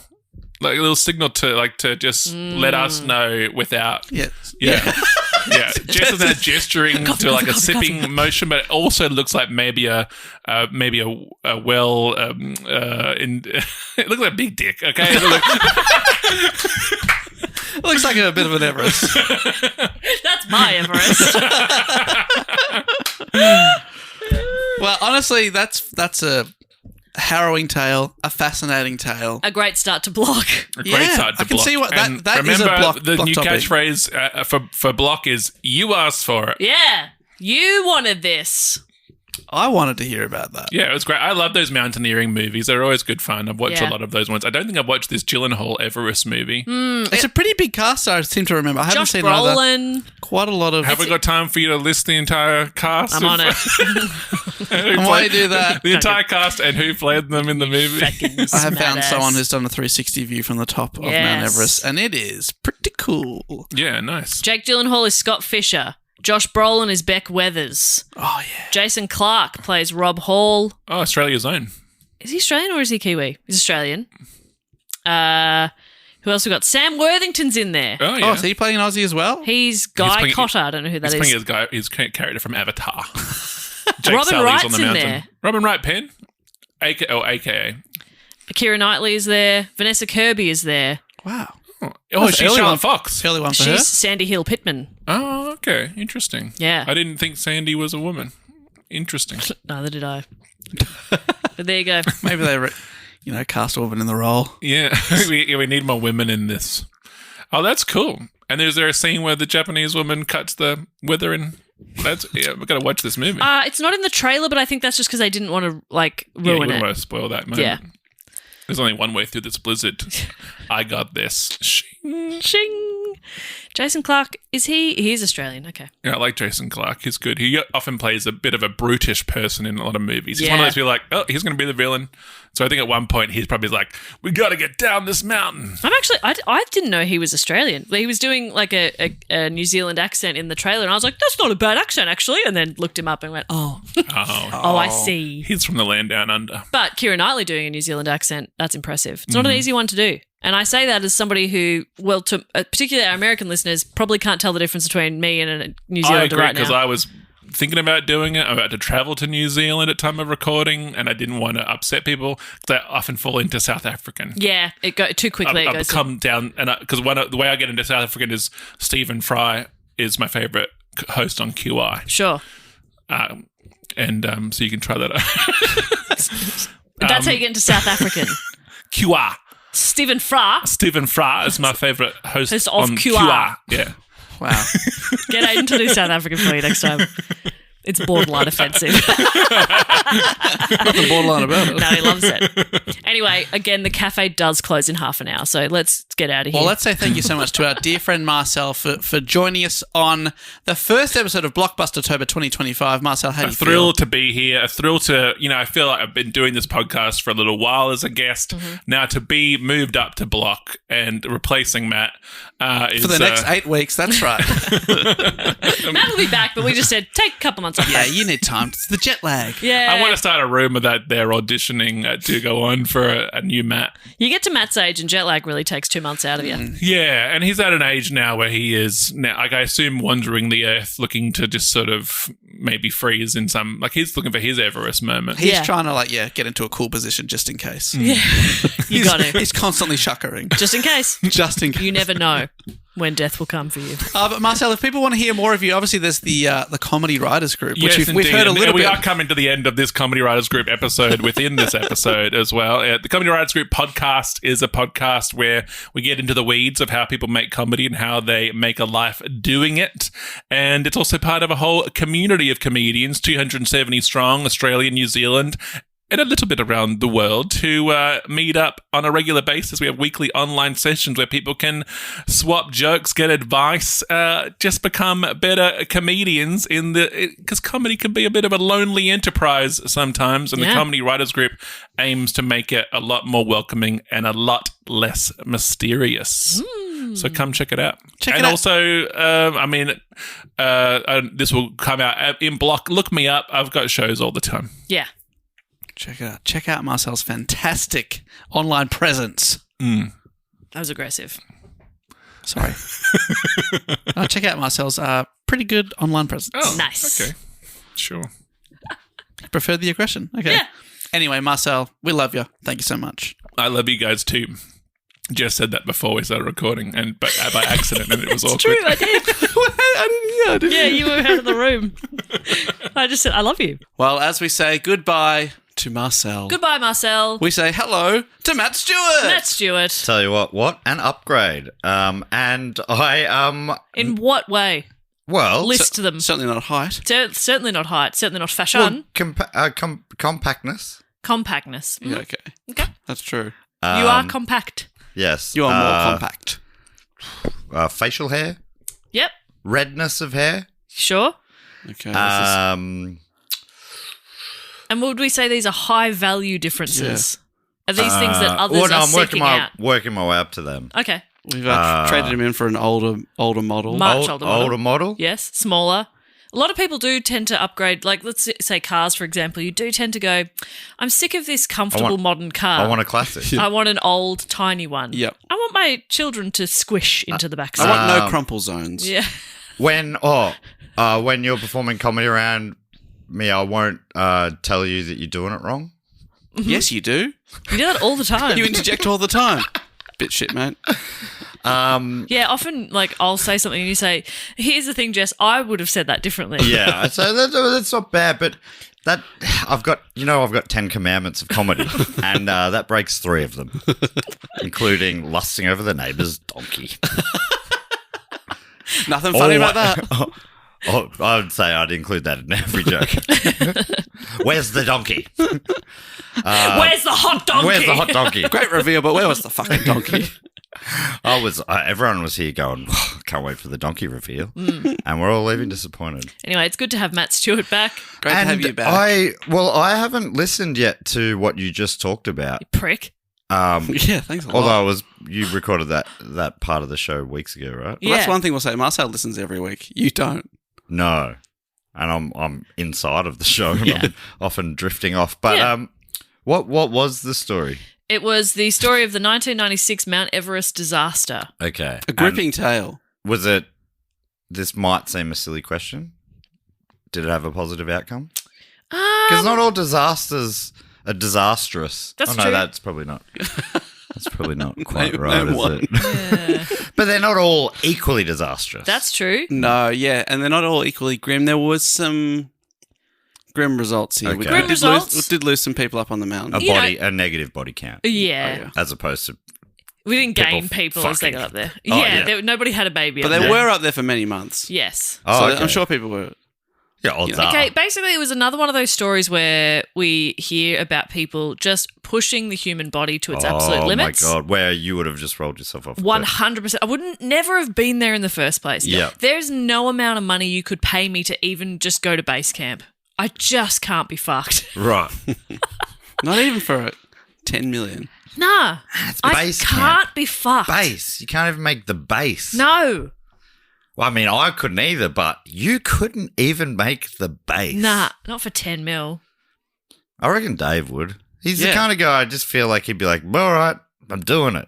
Yeah, I talked about how. He'd have to be carried most of the way. Because I've done. That's why I'd have to go. Every time I've done an Everest story in this show, I start out by being like, I'd love to see up there. I'd love to get up there. By the end, and I go, I couldn't do that. Yeah. Because these Yeah. are the fit, healthy people that dedicated their lives to go there. Yeah. One of the people had been like 3 times or something. Yeah. Never quite got to the summit. And unfortunately pushed really hard this time Right. and didn't come back. Do you think because higher altitudes, people's bodies behave differently. Maybe that's where you'd be at your best. Oh, I excel up. Yeah. Maybe because you battle down here. Yeah, I struggle down here on the Maybe ground. up there, you'd be like, oh Oh my I'm God. in my element. I love the death zone. Yeah. Yeah. You're like bouncing around. You realise that to you it's like anti-gravity. This Yeah. is perfect. Yeah. I'm going to live up It's here. as if you're on the moon. You suddenly look really hot. And there's like, Well, I was so glad Dave took that in the spirit it was intended. I mean, Because- maybe I look because up because if everyone he- else is struggling to breathe up there. They're Yeah. delirious. Yeah, you take their breath away. On like, yeah. face value, that was a really mean thing that Jess said. But Dave took it in the No. Yeah, in the intended in the spirit. intended spirit. Hey, I'm getting better every day down here, so it's going to look better up there. Yeah, Yeah. Sure of it. That's true, bud. you're really cool. I've heard that. Thanks, brother. And you ruined it. I thought you landed that beautifully. But Matt, it's nice to have you back for the most important part of the show. Well, that's right. Obviously, like a lot of our listeners, I skipped the boring part of the show, and I'm here for the best bit, everyone's favourite section of the show, where we thank some of our great supporters. Without them, this show would not exist. And if you want to be one of these people, you can go to patreon.com/DoGoOnPod. There's a bunch of different levels you can sign up to. The most popular one, I would say, is the Dreamboat Cooper level. I say that based on, just sheer numbers. sheer numbers. just the figures. But that's the level that gets you, apart from anything else, ad-free episodes. The full videos now, also of the episodes. Yeah, like this Not bit's just full videos. we've we just- hand you a VHS tape. So- There you go, that's yours. Check that out. You can have that. It's Groundhog Day. Tape that off Channel 9. Yeah, it's still got the ads in it. I tried to get rid of a couple, but then I started missing bits. So Yeah. I Yeah, was like, I'll just leave it. You can fast forward through it. But it kind of works as like a time capsule too, because you see ads you haven't seen for 20 Yeah, at years. the time annoying, but now it's like, oh my God, look at that. Arnott's family assorted packs. That packaging was a little bit different back oh then. my gosh. That was a bargain. Oh. If I went back in Cheap time at half to, the price. to 96, Obviously, cheap at half the price, and also at twice the price. I'd be a rich man back then. But the videos that I'm talking about of these episodes, is this being recorded right now? Yeah, you can see this now. Well, there you go. Someone probably is. Hello. We're all waving. And yeah, what else do you get on the Dreamboat level? You get all the things like Bonus episodes. Bonus episodes. It's a big That's a one. big And one. we're pushing towards 300 bonus episodes. Yeah. And it's 4 a month. For a month. It's a lot of bonus episodes. Dungeons and Dragons saga. Yes. There's also a bonus report each month. We play a game type thing, and we have a movie club where we watch a movie. That's right. This month was Raiders of the Lost Ark. When you say it like that, we sound so wholesome. Yeah, I think We have a movie club and we play D&D together. Yeah, What I are think- we, friends? I think so. Are we? I'm ready to make that Yeah, commitment. we're friends as long as people are willing to pay to hear us be friends. Yeah, we're friends with benefits. And the but the level above that, the Sydney Scheinberg level, gets you all those things, but also gets you involved in the Fact Quote Question section of the show, which actually I think has a jingle. Go something like this. Fact, quote, or question. He always remembers the ding. She always remembers the sing. And this part of the show, probably you would have guessed it. People on the Sydney Scheinberg level get to give us a fact, a quote, or a question, or a brag, or a suggestion, or really whatever they like. And then I'll read out a few each week. I'm reading out 3 today by the looks of it. And this is episode 519. Is that true? Yep. Oh, happy Block, by the way. Happy Block. Great to have you here for the launch of Block. It's so good. I'm so glad I got to be at the tail end of Block. Is this the first Block episode? First Block Yes. episode. You That made is. it. Plenty of people were like, wow, imagine even show up for Block. And you know what? Go back and delete those tweets because he's Yeah. here, baby. He's here. And I honestly, I didn't know. I never would have left the country if I knew a Block episode was going to be recorded. I swear to God. I didn't know. We did that behind your back. Sorry. Yeah. I was stabbed in the back by these... Friends with There's a benefits. Term for it. Friends with benefits. And the first one this week comes from Cheryl Engelsman with a request. Not a fact, not a quote, not a question, not a brag, not a suggestion. Okay. A request. Okay, we'll see. I should also say that our fact, quote, or questioners get to give themselves a title. And Cheryl, we all know from her big giant Todd, Oh, of course. which it turned out to be a dog. Yeah. Yeah. I thought it was a toddler. I can't remember exactly what happened, but I got muddled. I think you were Giant Todd for a while in the group chat. Really? Yeah. Now, Cheryl has the title Keeper of the Giant Todd, Silly Billy. And the request goes like this. I request this only if Matt can do it. Okay. Ooh. Well, it seems quite fortuitous that you are here then. Yeah, glad you're back. Oh, you reckon do it as in read it? That was how I've read I it thought in it- this instance, but let's Okay. see. Let's see what it says. I request for you to say a band's name and then try to say it in American English. Jess and Dave should have a go too. The band is an Aussie band. King Gizzard and the Lizard Wizard. Just a bit of fun. It's a lot of hard R's for an American accent. Keep on being awesome, and the Giant Todd will keep getting excited when the theme song comes on. Emoji with 3 love hearts sort of scattered around and doing like a face. Oh, I love that face. I send that one all the time. It's cute. Huh. Do you want to... What kind of American... I'm going Valley Girl. Okay. Okay, totally. Is that them? King Gizzard and the Wizard Lizard. Oh, yeah, Vocal Fry Valley. You're in the Vocal Fry Valley. I mean, yeah. Where are you going, Dave? I'm going general. General Yeah. American. I This think you is- should go Southern. You want Matt to go? Start with a yeehaw. All Yeah, sorry, I right. was looking at that. Yeehaw, all right. King Gizzard and the King Gizzard and the Lizard Wizard. Is that Southern? Somewhat. Is it American? The wizard was. Wizard. King Gizzard and the Wizard Lizard. Wizard. Oh my god, I can't say it I right know, in it's hard. American. King Gizzard and the Lizard Wizard. Ooh, yeah. Oh, there we that's go, nice. there we That's go. That late was night nice. radio. I like that. Dave, have a go. King Gizzard and the Lizard Wizard. Oh, That's general American. That's general. that's general, yeah. Yeah, like on when I'm applying for an acting role, it says American accent. GA. Yes. Yes. Yes. Absolutely. King Gizzard and the Lizard Wizard. I could get straight into it. Yeah. Yeah. I can say no matter any Australian band name. Name like Silverchair. Silver. Silver chair. Silver chair. King Gizzard. King Gizzard and the Lizard Wizard. What's that? Was that American? That's Dave Callan doing American. yeah. Hello there. Yeah. King Gizzard and the Lizard Wizard. It was quite Dave Callan, yeah. I love it. He's got a beautiful voice. Thank you miss so Dave much Callan. to Cheryl. Yeah, since he went back west. Yeah. Next up, Tess Chilcott. That was very fun though. That was great. Love Enjoyed a that very request. much. That's fun. I really like the American accent. I like America. I just like the God bless it. You know what I mean? I love the variety of accents in other places. Like Australian doesn't really have a variety. No, Australian doesn't, does it? Australian doesn't. We've got. I mean, there's of course the posh Adelaides who dance and they prance. WA does that a bit Take too. a chance. And like we might be able to sort of guess if someone's a Queenslander or from Adelaide or WA based Queensland on a few say things. they say A. I'm from That's pretty Queensland. fun, eh? Pretty fun, eh? Oh, a bit scary, eh? And they also say Pule. Pule. Pule. Sort of pull. Playing Pule. Right, so it's Who's very breaking? subtle. We're playing Pule. Who's Pule. Pule? I'm listening to an Or do audiobook. they go to the toilet? Yeah, they got a fucking tall. Toilet. They got the toilet. Excuse me, can I please use your toilet? They say.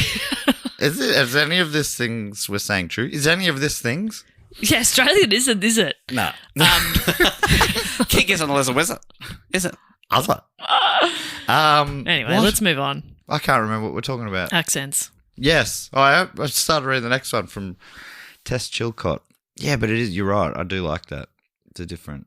The Melbourne thing is A's and E's get mixed. Yeah. Mixed. And some of us say Alan. Am I? Am I? Yeah, I love that talk show, Alan. I love Alan DeGeneres. Alan DeGeneres. I pretty much say Alan and Alan. The Apparently, Victorians say grouse more. but Really? I don't know if people say that much anymore. Nah, grouse isn't really. Grouse is said. out. Yeah. I think grouse is fun. That's but that 90s. feels Gen X and boomers Yeah, probably. I Yeah. think so. That feels like my aunties. Yeah. Oh, great. I love the word. I love it, but I can't pull it off. But I once said that about mate, and now I call everyone mate. So Yeah, I reckon it sounds grouse when you say mate. thanks, mate. Fair Alright. income. I reckon it sounds shouse. Too right, Reggie Didge. All right. All right, off I pop. Gonna chuck you into the bottle, though. Tess Chilcott, aka exhausted leader of the Munchkins, has a fact. Writing, so I'm saving for a house. I thought it was going to be like the house that fell on the witch. Well, keep reading. Maybe it is. Could be. So I'm saving for a house. I have to cut down on expenses, and I have to pause Patreon for a bit. I'm Devo. Reckon they might be from Australia. But I'll still be listening, especially in the next few months as I'm expecting a little brother for my daughter, Margot. Ah. I love that you... I love how long around you went to say, I'm going to have a boy. I'm having a kid. It I'm took having a my baby. brain a little Yes. bit. I was like, oh, are they going to be a grandmother? Oh, no, hang on. A little brother. A little brother, yeah. Yeah, I thought they were going to have a little brother. For my daughter, Margot. Yep, another baby. Congratulations. Awesome. That's beautiful. Yikes. Apparently I hate sleep.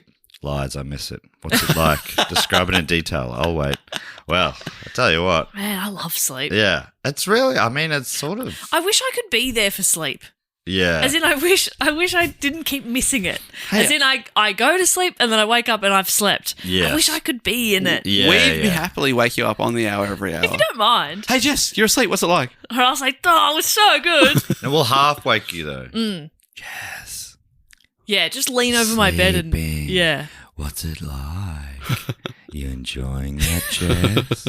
Having a good sleep? It's just like being on tour again. What are you thinking about? You thinking about me? Start having nightmares. Anywho, my fact is there is a song designed to stop your baby from crying. Imogen Heap, who was written with Taylor Swift and composed the music for Harry Potter and the Cursed Child, worked with developmental psychologists to make the song, testing it on babies even. It's called The Happy Song. Oh. Found in the title. A lot of work on the song, but that title fucking blows. I will say it's a lifesaver in the car, but sometimes drives you a little mad. I'll see you in Canberra in October. Woot woot.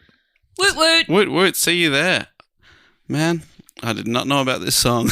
Yeah. Damn. It's not too late. It's not too late. Yeah, what? It stops your baby from crying? That feels like that should be a better known song. Yeah. Yeah. I've seen this on TikTok. Cool. Didn't think to pass it on to you. Yeah, thanks a lot. Oh, thanks a lot. I don't know anyone needs this. Well, I don't know anybody who's got kids. Keep scrolling. Not that I care about. Certainly All right. not young ones. Yuck. It seems like it's done quite well. It's on just looking on Spotify, it's had 288 million plays so far. Whoa. Wow. Sounds like a game changer. And surely it's got to work to some degree for it to keep getting played, or it's a banger. One of the two. One of the two. True.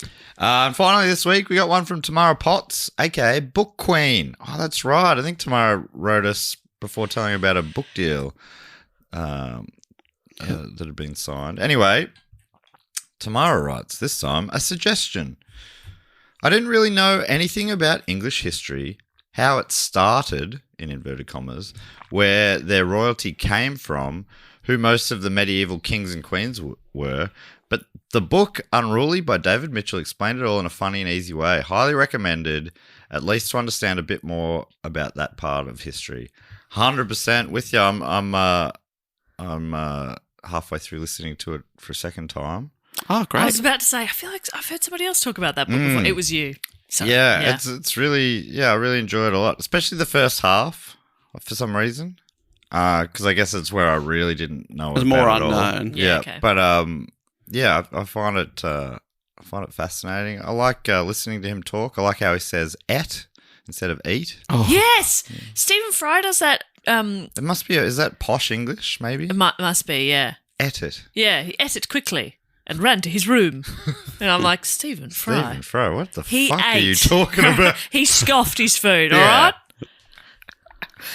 all right? That's a great tip, Tamara. Great title for a book as well. I think something that maybe the happy song writers could look into. He's really... A little something more there. Unruly, you see, there's a couple of things going on there. Yeah, it's interesting. It's engaging.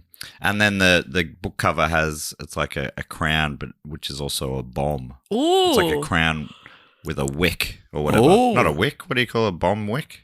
Yeah. A fuse. Fuse. What do you call a bomb wick? That's good. Thank you so much, Tamara, Tess, and Cheryl. Next thing we do, thank a few of our other great Patreon supporters who are on the shout-out level or above, the Ask Prod level or above.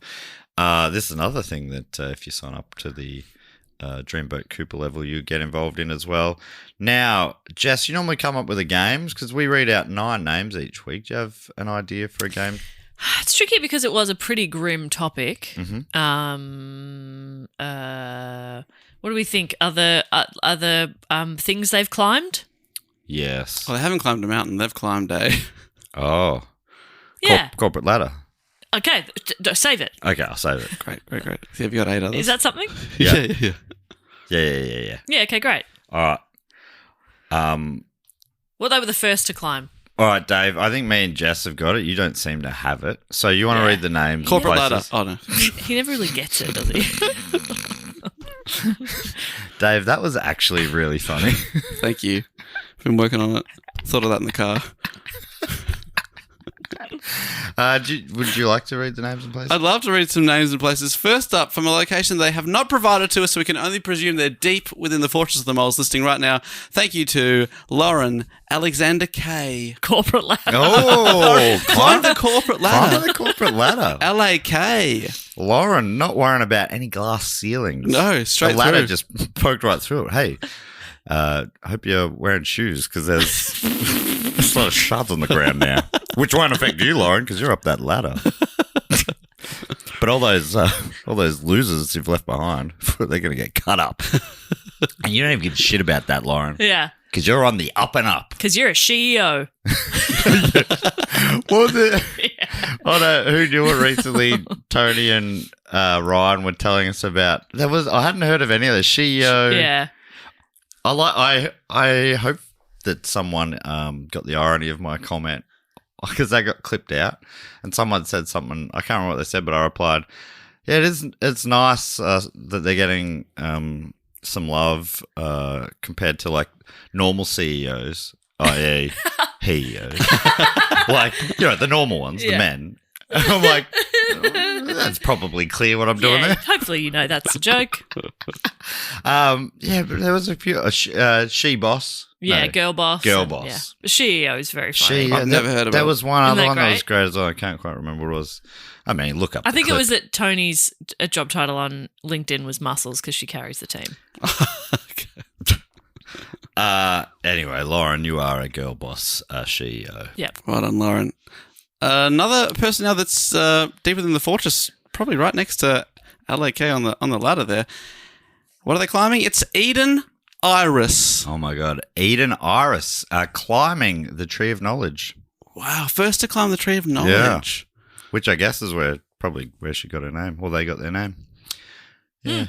Wow, and has Eden learnt anything up there yet? Reported back to us. No, unfortunately, all the apples that they found so far were red delicious. So, luckily, yeah, hasn't sinned yet. Just been chucking them on the ground like the rocks they are. Ugh, Let's go. No thanks. another red delicious lie. Next up from Herne Hill, Western Australia. Thank you to Curtis Brennick. Who's climbed to the top of an oil rig. Wow. That just Whoa. happened in the book I'm reading. Oh, Climb I to thought the you top. might have been still thinking about our movie club about that oil rig. About Deepwater Horizon. No, you're talking about Armageddon. yeah. Yeah, I just thought of another movie that has an oil rig in it. and, What a- and I had one. that's amazing. That's impressive that I That's had really another oil impressive. rig-based movie. Yeah. You Wow. always be rigging. I'm always rigging. Always rigging. That's what Curtis Brennick's doing right now. Yeah. Well, they were the first to do it. Yeah. One of the great rigs. Do you want to have a go at saying some, Dave, or do you want to keep reading names? I'm loving these names. All right, go for it, No, go I'm for good. it. I'm good with the names. Okay, then hurry up. From Springfield, what is this, Missouri? M.O. I don't know. I tell you what, Dave will be in the cold ground before he... Something. Before I recognise Springfield, Missouri, it is Joe Eisenbeis. God, that's a great name. Eisenbeis. Eisenbeis. Joe, of course, climbing the Ford Everest. Getting on the roof, getting a better view. It's a four-wheel drive. Oh, right. I was thinking of that. I did not get it. The Ford Everest. Is that the mountain in front of Everest? Good on you, Joe. Next up, I would like to thank, from location unknown to us, it's Ethan Jeffries. Ethan Jeffries has climbed the social ladder, Oh, yeah. Oh, yeah. gone from nerd to jock. Yeah, took the glasses off. Yeah. Took out the ponytail. Flicked the hair around. Wore a little red dress. Oh, my God. Hunchy, muchy. Oh, my God, Ethan, you were hot this whole time? Yeah. Why didn't you tell us on day one when I was flushing your head down the toilet? That trope doesn't work anymore, does it? Because hot people have glasses. Yeah, damn right they do. But in the 80s and 90s, when that was a trope, glasses were like equal yuck. I think it's just a way of like hiding a bit of a face. Yeah. They're like, this woman is too beautiful. But I think that's why they're favoured now, because it hides a bit of your face. Yeah. And you can choose how it hides a bit Oh, of your it's like face. everyone looks hot in sunglasses. Yeah. You can change the, compared to your nose, you make big or small glasses. Yeah. All of a sudden your nose doesn't look weird. See, it's funny because you stopped wearing glasses a few years ago. Oh, yeah, I know. In lockdown, I stopped wearing them because I only ever had to look across the room. I didn't really need them anymore. But I definitely should be wearing them more now. Uh-huh. I just find them annoying. Yeah. And people who wear them are annoying. No, I think Dave looks fantastic right So now. much. Thank you. But It's just when yeah. he's desperate for it. I can't give it to him. I like because those glasses are like normal size, right? They only look oversized because they're on your head. Is that Yeah. right? Something like that. They're actually little John Lennon style ones. Yeah. Most people can't see through these. You're like a mouse wearing a real human's glasses for some reason. So next up, I'd like to thank there's quite a few mole dwellers this week from location unknown to us. It's Christine Kilborn. Double K. Double K, Christine Kilborn. Well, I Climbing guess they're with a K. Yeah, climbing up the trying to get to the head dragon role, the old KKK. Is that what we were all thinking? Oh, no. I actually zoned out and came back in as you said KKK, and I was like, oh, no. Oh, no, you were thinking Chris Kringle. No, to the point I didn't get it. I thought you were doing some sort of Game of Thrones reference, climbing up to the head dragon. I was like, yeah. I think the boss of the KKK is called the I head did not dragon. get where you were going, though. I think it's good that we didn't immediately know that. Yeah. Bodes really well for us. But I think probably because we are now living in like a utopia where everyone's equal and there's sort of no... Like, you probably, at your age, have never even heard of, like, white power, white pride. What? Yeah, there was this weird thing in the past where white people thought that was superior. It's funny to think about now. laughable, yeah. It is funny to think about now. Yeah. But no, that... Because now we know we're the worst. No, now we know we're all equal. What about... You've overcorrected, Jess. I feel weird about giving Christine this one. What about she's climbing the world's tallest building on the outside, a la Tom Cruise Mission Impossible style. Oh, Wiz Khalifa. Yeah, can we do it? So at least there's a little joke there. She's climbing Wiz Khalifa. Wiz Khalifa. There has to be a joke, Dave. But using those little suction things that Tom Cruise had. Yeah. That go Red green man's and dead. red or whatever, yeah. Yeah. Yeah. There you go. Blue is glue, red is dead. Was that it? Oh, that sounds right. Yeah. If not, I reckon it's not too late, Tommy. And did he really do that? Probably. Probably. Which I know you hate. Yeah. Taking the I do taking hate the it. jobs of of underpaid stunt performers. He's like, yeah, I'll do it, but I'll also get paid $25 million. Piss off. Do they do those big stunts at the end in case he dies, but then they've at least filmed everything else so they can still put the movie out? They should. That would be such a grim thing to do. Well, because the insurance on it's insane that he pays. But, like, if he dies, they But I can't think- make the rest of the movie. But I think that is the whole movie is him running for like 80 minutes and then 20 minutes. You've really got to check out 20 these minutes films. of stunts and you then would genuinely love these films if you could get over your blind spot. and then 5 minutes Tom. of him being shocked when people pull off masks and they go, "Oh, you were someone else the whole time." Yeah. It's probably, as a Bond fan, you probably find it hard to get over some silly things like that. I like gritty stuff. Yeah, Right? invisible cars. Yes, like Octopussy. I love it when you're a bitch. It's so fun. I don't dislike Mission Impossible. I've seen quite a few, including the Red Dead one. Okay, who's next? That might be the best one. That was a good one. And the maybe 3 ago with Henry Cavill, that was a good one. Oh yeah, where he reloads his arms famously. Oh yeah, love that scene. I would like to thank, from a location unknown to us, it's Olivia Campbell. Olivia Campbell, the first to climb a staircase. Oh bloody hell! Somebody had to be first, Because didn't the they? first person I see were like, "What the fuck is this? What is this?" What the fuck? That's crazy. They were just gripping onto the handrail every step. Going, oh, I don't think there was a handrail the first time. oh no. And the wild. Well, they had to go and went, it'd be nice if I had something to hold on to. Yeah. And then the handrail was invented. And then somebody else got to be the first to climb stairs with a handrail. But that's not Olivia. It's just first to climb the That's a different staircase. The wild thing is she actually invented the slinky, and that's why she invented stairs. Yeah. She's like, this needs something. It needs structure. Yeah, so the first stairs was actually really just a slinky course. Yeah. And then when she was on her way up and down, she thought, hang on a second. This is actually an efficient way to get up a slope. Wait, what the fuck? What have I done?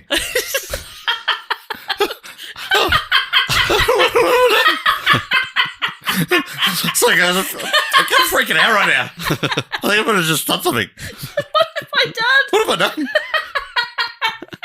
Finally able to get to that second story of her house. There's all this stuff up there. Oh my god! I've been sleeping in the dog's bed. What have I done? Inventing stairs. Oh! What have I done? Good on you, Olivia.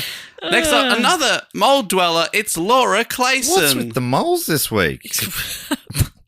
We are coming up to Christmas card sign-up territory, which we usually lock off in November. to give us enough time to print out the good Christmas call. cards. And you only get sent a Christmas card if you've provided your address on Patreon. So if you are a Patreon or you want to get a Christmas card this year, sign up by the start of November. And, of course, double check that you've given us your address and that it's correct. Yeah. Yes. Because I think there's a box you could tick that I probably would tick when I'm signing up for something like this, which is I don't want to give you my address. Totally. Yeah. I Which think is it's fair enough. Absolutely. No problem if you don't. But we can't But if you send want you them, obviously we can't send a postcard. We end up just dumping a big pile of cards into a mole The pit. sea. Oh, a mole pit. Yeah. I threw mine in the sea this time. Well, some people live in the sea. Well, yeah, that's where the wet moles live. Wales. Wales. Wales. Water moles. Water moles. I call whales water moles. That's a really big water mole. How have we lost it? It's the first thing we've done today, and we're losing our minds. We're excited to be back with Matt. And finally, I just love Matt. from me too, from Hastings in Victoria, thank you to Taylor, spelled I think, Tayllah. did we skip over the last mole? I don't think I gave them something to climb. Oh, we didn't say the climb. We just got so excited about the address. Sorry, Laura Clayson, let's rewind. God. All right, Laura Clayson. I'm thinking, do you know what I'm talking about? If I say it's the something steps, it's a thing in the Dandenongs, and it's like The 1,000 steps. Yeah, she climbed 1,000 steps. First to do it. First to do it. Wow. Beautiful spot. Gorgeous. Is it technically 1,000 steps? I don't think so, but it's a lot. It's sort of like the 12 apostles. Yeah, there's not 12 There's of them. like 3 of them or Yeah, something. still pretty. You Yeah. round up. But Yeah, we're yeah. rounding up to 12. Because it would be weird to say the Dandenong, the 4 steps. Yes. You know what I mean? There's only 4 there. Yeah.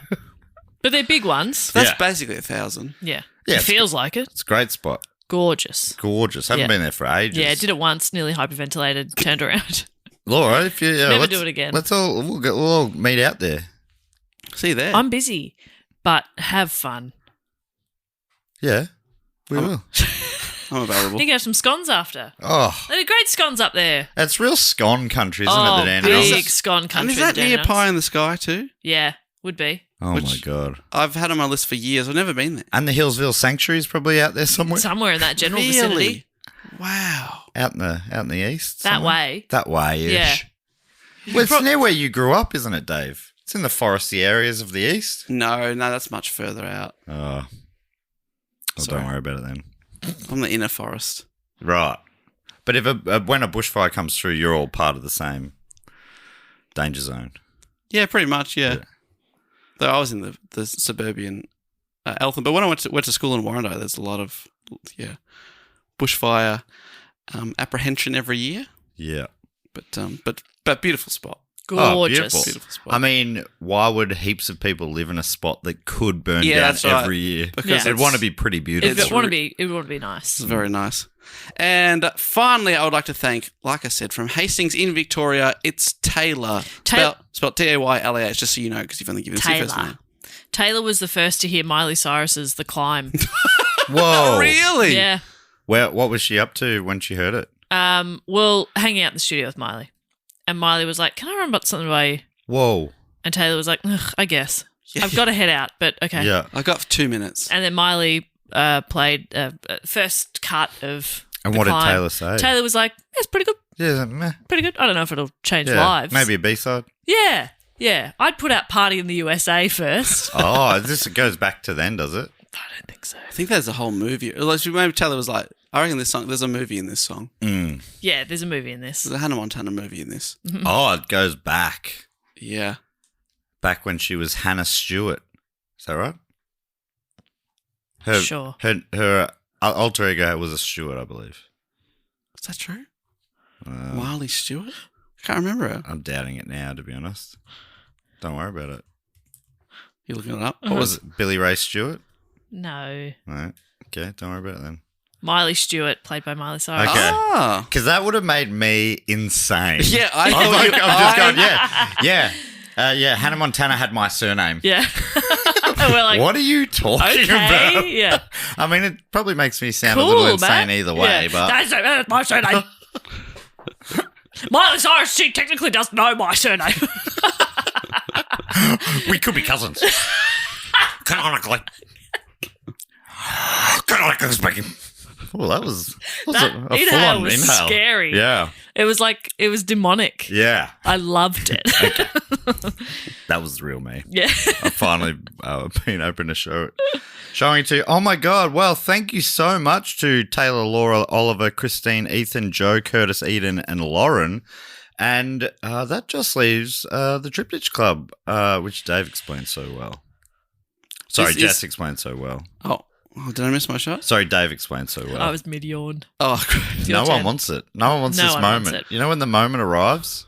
You got to be ready. I step back. No, this is our Theatre of the Mind / Clubhouse, where people who have been supporting the show on the shout-out level or above for 3 consecutive years, I've already given them a shout-out a couple of years back, but they've stayed true. They've always supported the show, for, like I said, for 3 straight years. And for that, we enshrine them into our Hall of Fame, put their name up on the ledger. They run on in, and inside we have a giant hangout zone / restaurant / arcade zone / beautiful pods to sleep in. There's food, there's drink, there's entertainment, there's games, stories to tell. Absolutely anything you can dream of, we got it. The guitarist is playing. Oh, Slash is always, he's just soloing in the corner all the time. / a place where you can piss. Yeah, we got the Slashes.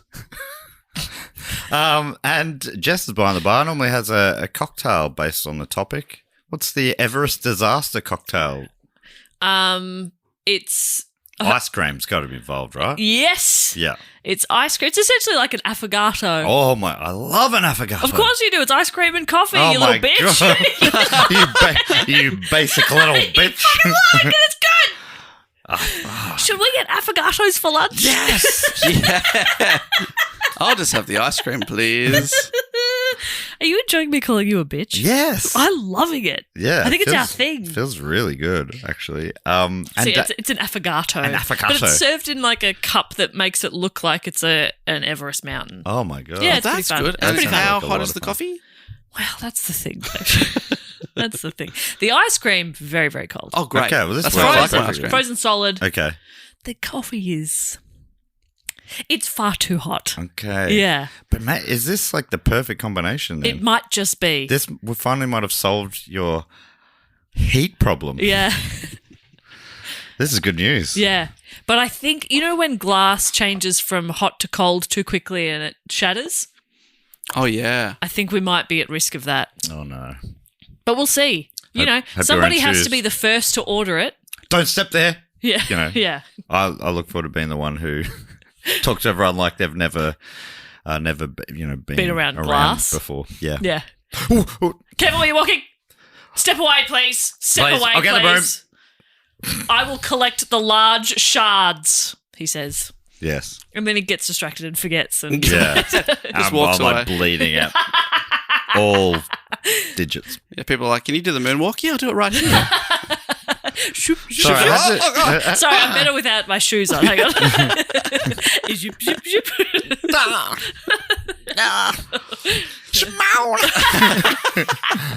Actually, He's really there's going something for it. in this sound. That was my favourite Michael Jackson noise. Hoi! Oh no. Hoi! That was my favourite Michael Jackson sound. Hoi. Hoi! Shamon! Hoi! So we've got. Oh, Dave, you got to book the band because we've got 5 names to get Oh to my here. gosh. Someone playing the after party. You're never going to believe who signed on for the first episode of Block. I'm so excited to have them here for this very mountain-specific episode. You're never going to believe it. The Mountain Goats. Oh my Whoa. God, huge. Huge, very cool bands, so they're going to be here. You like them too, Dave. Is that fair to Yeah, say? I've been trying to chase them for a long time. I know like 2 of their songs, but I know more than 2 of their fans. I think Goxie's a big fan. Okay. Jack Drew's a huge fan. Okay. Dave Warnicky, I feel like Andy Matthews would be into it. Andy Matthews. Has a guess. Yeah. Let's message Andy and find out. Yeah, let's find out. What was their sort of breakthrough song? 2 years or something? Or no, at the end of this year? This year. Yeah, good song. I don't wake up that sort of stuff. I mean, do we need the band? We don't need the real band. I think I can't remember it actually. Now that I think something. Hi. Sorry, that's some Michael Jackson cover. All right, so we got 5 names. I'm on the door. I got the door list. If you hear your name, jog on in. Dave's on the stage. He's hyping you up. He's hyping up the crowd. Everyone is already in the club. We're pushing up 1,000 odd people, I think, in there. If you are in the club, chant along with Dave and his weak wordplay. Jess is hyping up Dave. Come on. Because Dave, in this theatre of the mind, is low on self-confidence, which, of course, is his hardest acting job to date. Now, I just block him out. I agree. I wasn't listening. I'm looking up the filmography of Thomas Brodie Sagster. okay, what does that mean? I'm just busy. Just getting stuff done. She's busy. She made up an actor? Yeah. That's how much she didn't want to be in this conversation. Yeah. Thomas Brodie Sagster. Okay, Jess, some of that sounded like a real thing. All right, Dave, you ready? Absolutely. First up, welcome into the club from Davenport in Iowa, maybe. It's Tyne Rick. It's not time to make a react. Just relax. Take it easy. You're still Tyne. You'll react. There's so much you have to not do. In Davenport, Iowa. Iowa. If I don't have to change my daughter's nappy, I always sing to myself, it's not time for a nappy change. You got to keep yourself. You got to keep yourself interested. You got to keep yourself busy. It's good to get you out of the house and into the pod Oh my studio, God. right? Dave's losing. Fucking hell. Should we be checking in a little more? I think we maybe should. It's not time to she's gonna hear that song when she's an adult and be like, oh, I feel really triggered. God, yeah. I think I need to piss. I don't know why. The song is about isn't it about a parent and their kid, their relationship falling apart? Yeah. So that probably makes sense. I have to go away. Have to go a wee. Yeah. Oh my God. Oh I my know. God, just punched it up. I have to go to the toilet. To the toot. To the toilet. That's going to come very handy. Next up, welcome in from Bulverde, Texas, Sarah Boucher. Sarah Boucher, you are my number one rooster. Yeah, cock-a-doodle-doo. Just keep it going, Matt. We need to keep the flow. Yes, that was horrific. Let's just keep going. The only thing I could think that rhymes with Boucher is doucher, and I was like, I'm not going to say that. Yeah. Jesus. But then you did. Yeah. Only because Matt didn't move on quickly enough. Yeah, no, come on, Matt. From St Kilda East here in Melbourne, Victoria, welcome into the club, Meg Haycroft. Meg, hey, Croft. Woo! From Washington in DC, welcome in Stephen Major. I don't want Stephen Minor. I want Stephen Major. From Henderson, Nevada, or New Vermont. Nevada. There's no new V1. From Nevada, welcome in Cynthia Sanford. Some people go to Stanford, but I go to Cynthia Sanford. Yeah, for all my advice. Yes. Okay. Cynthia gives the best advice. Yeah, some people go to a university for advice. Oh, no. No. I go to Cynthia. Welcome in Cynthia, Stephen, Meg, Sarah, and Tyne. It's not time to make a react. Jesus Christ. Make yourselves at home. And yeah. Order an Everest affogato. Yeah. And if we make it through this year, is a song you'll hear later on. Yep. That brings us to the end of the episode. Jess, anything we need to tell anyone? Just that we love them, and if you want to suggest a topic, you can do that. There's a link in our show notes. You can also find our website, which is dogoonpod.com. You can find us on social media at dogoonpod or dogoonpodcast on TikTok. Like, subscribe, etc. Baby, we need that engagement to keep us living.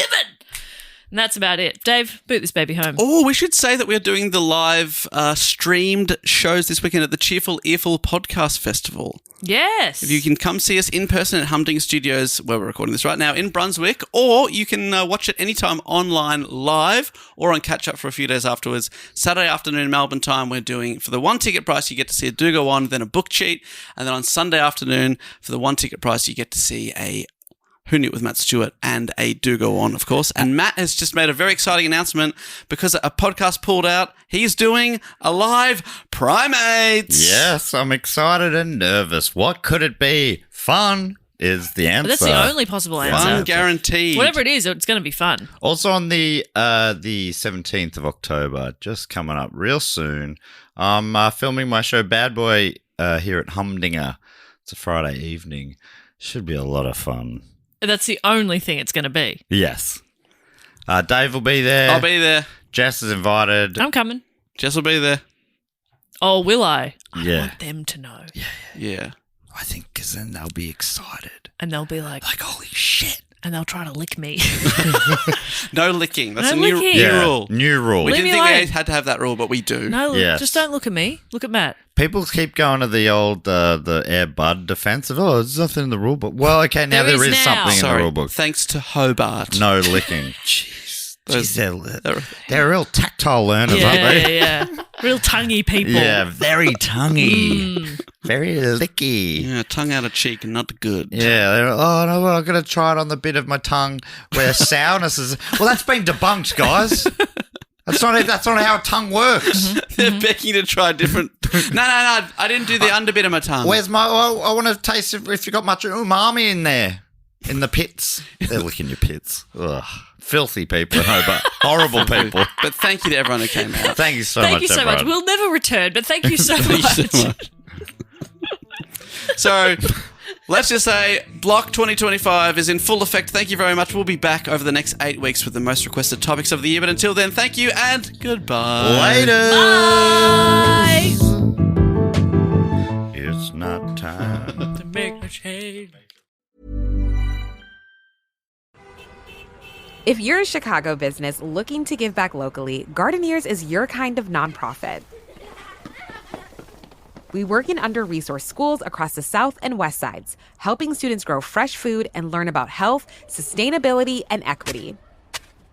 Your corporate sponsorship supports hands-on education, youth mentorship, and the transformation of school gardens into vibrant green spaces.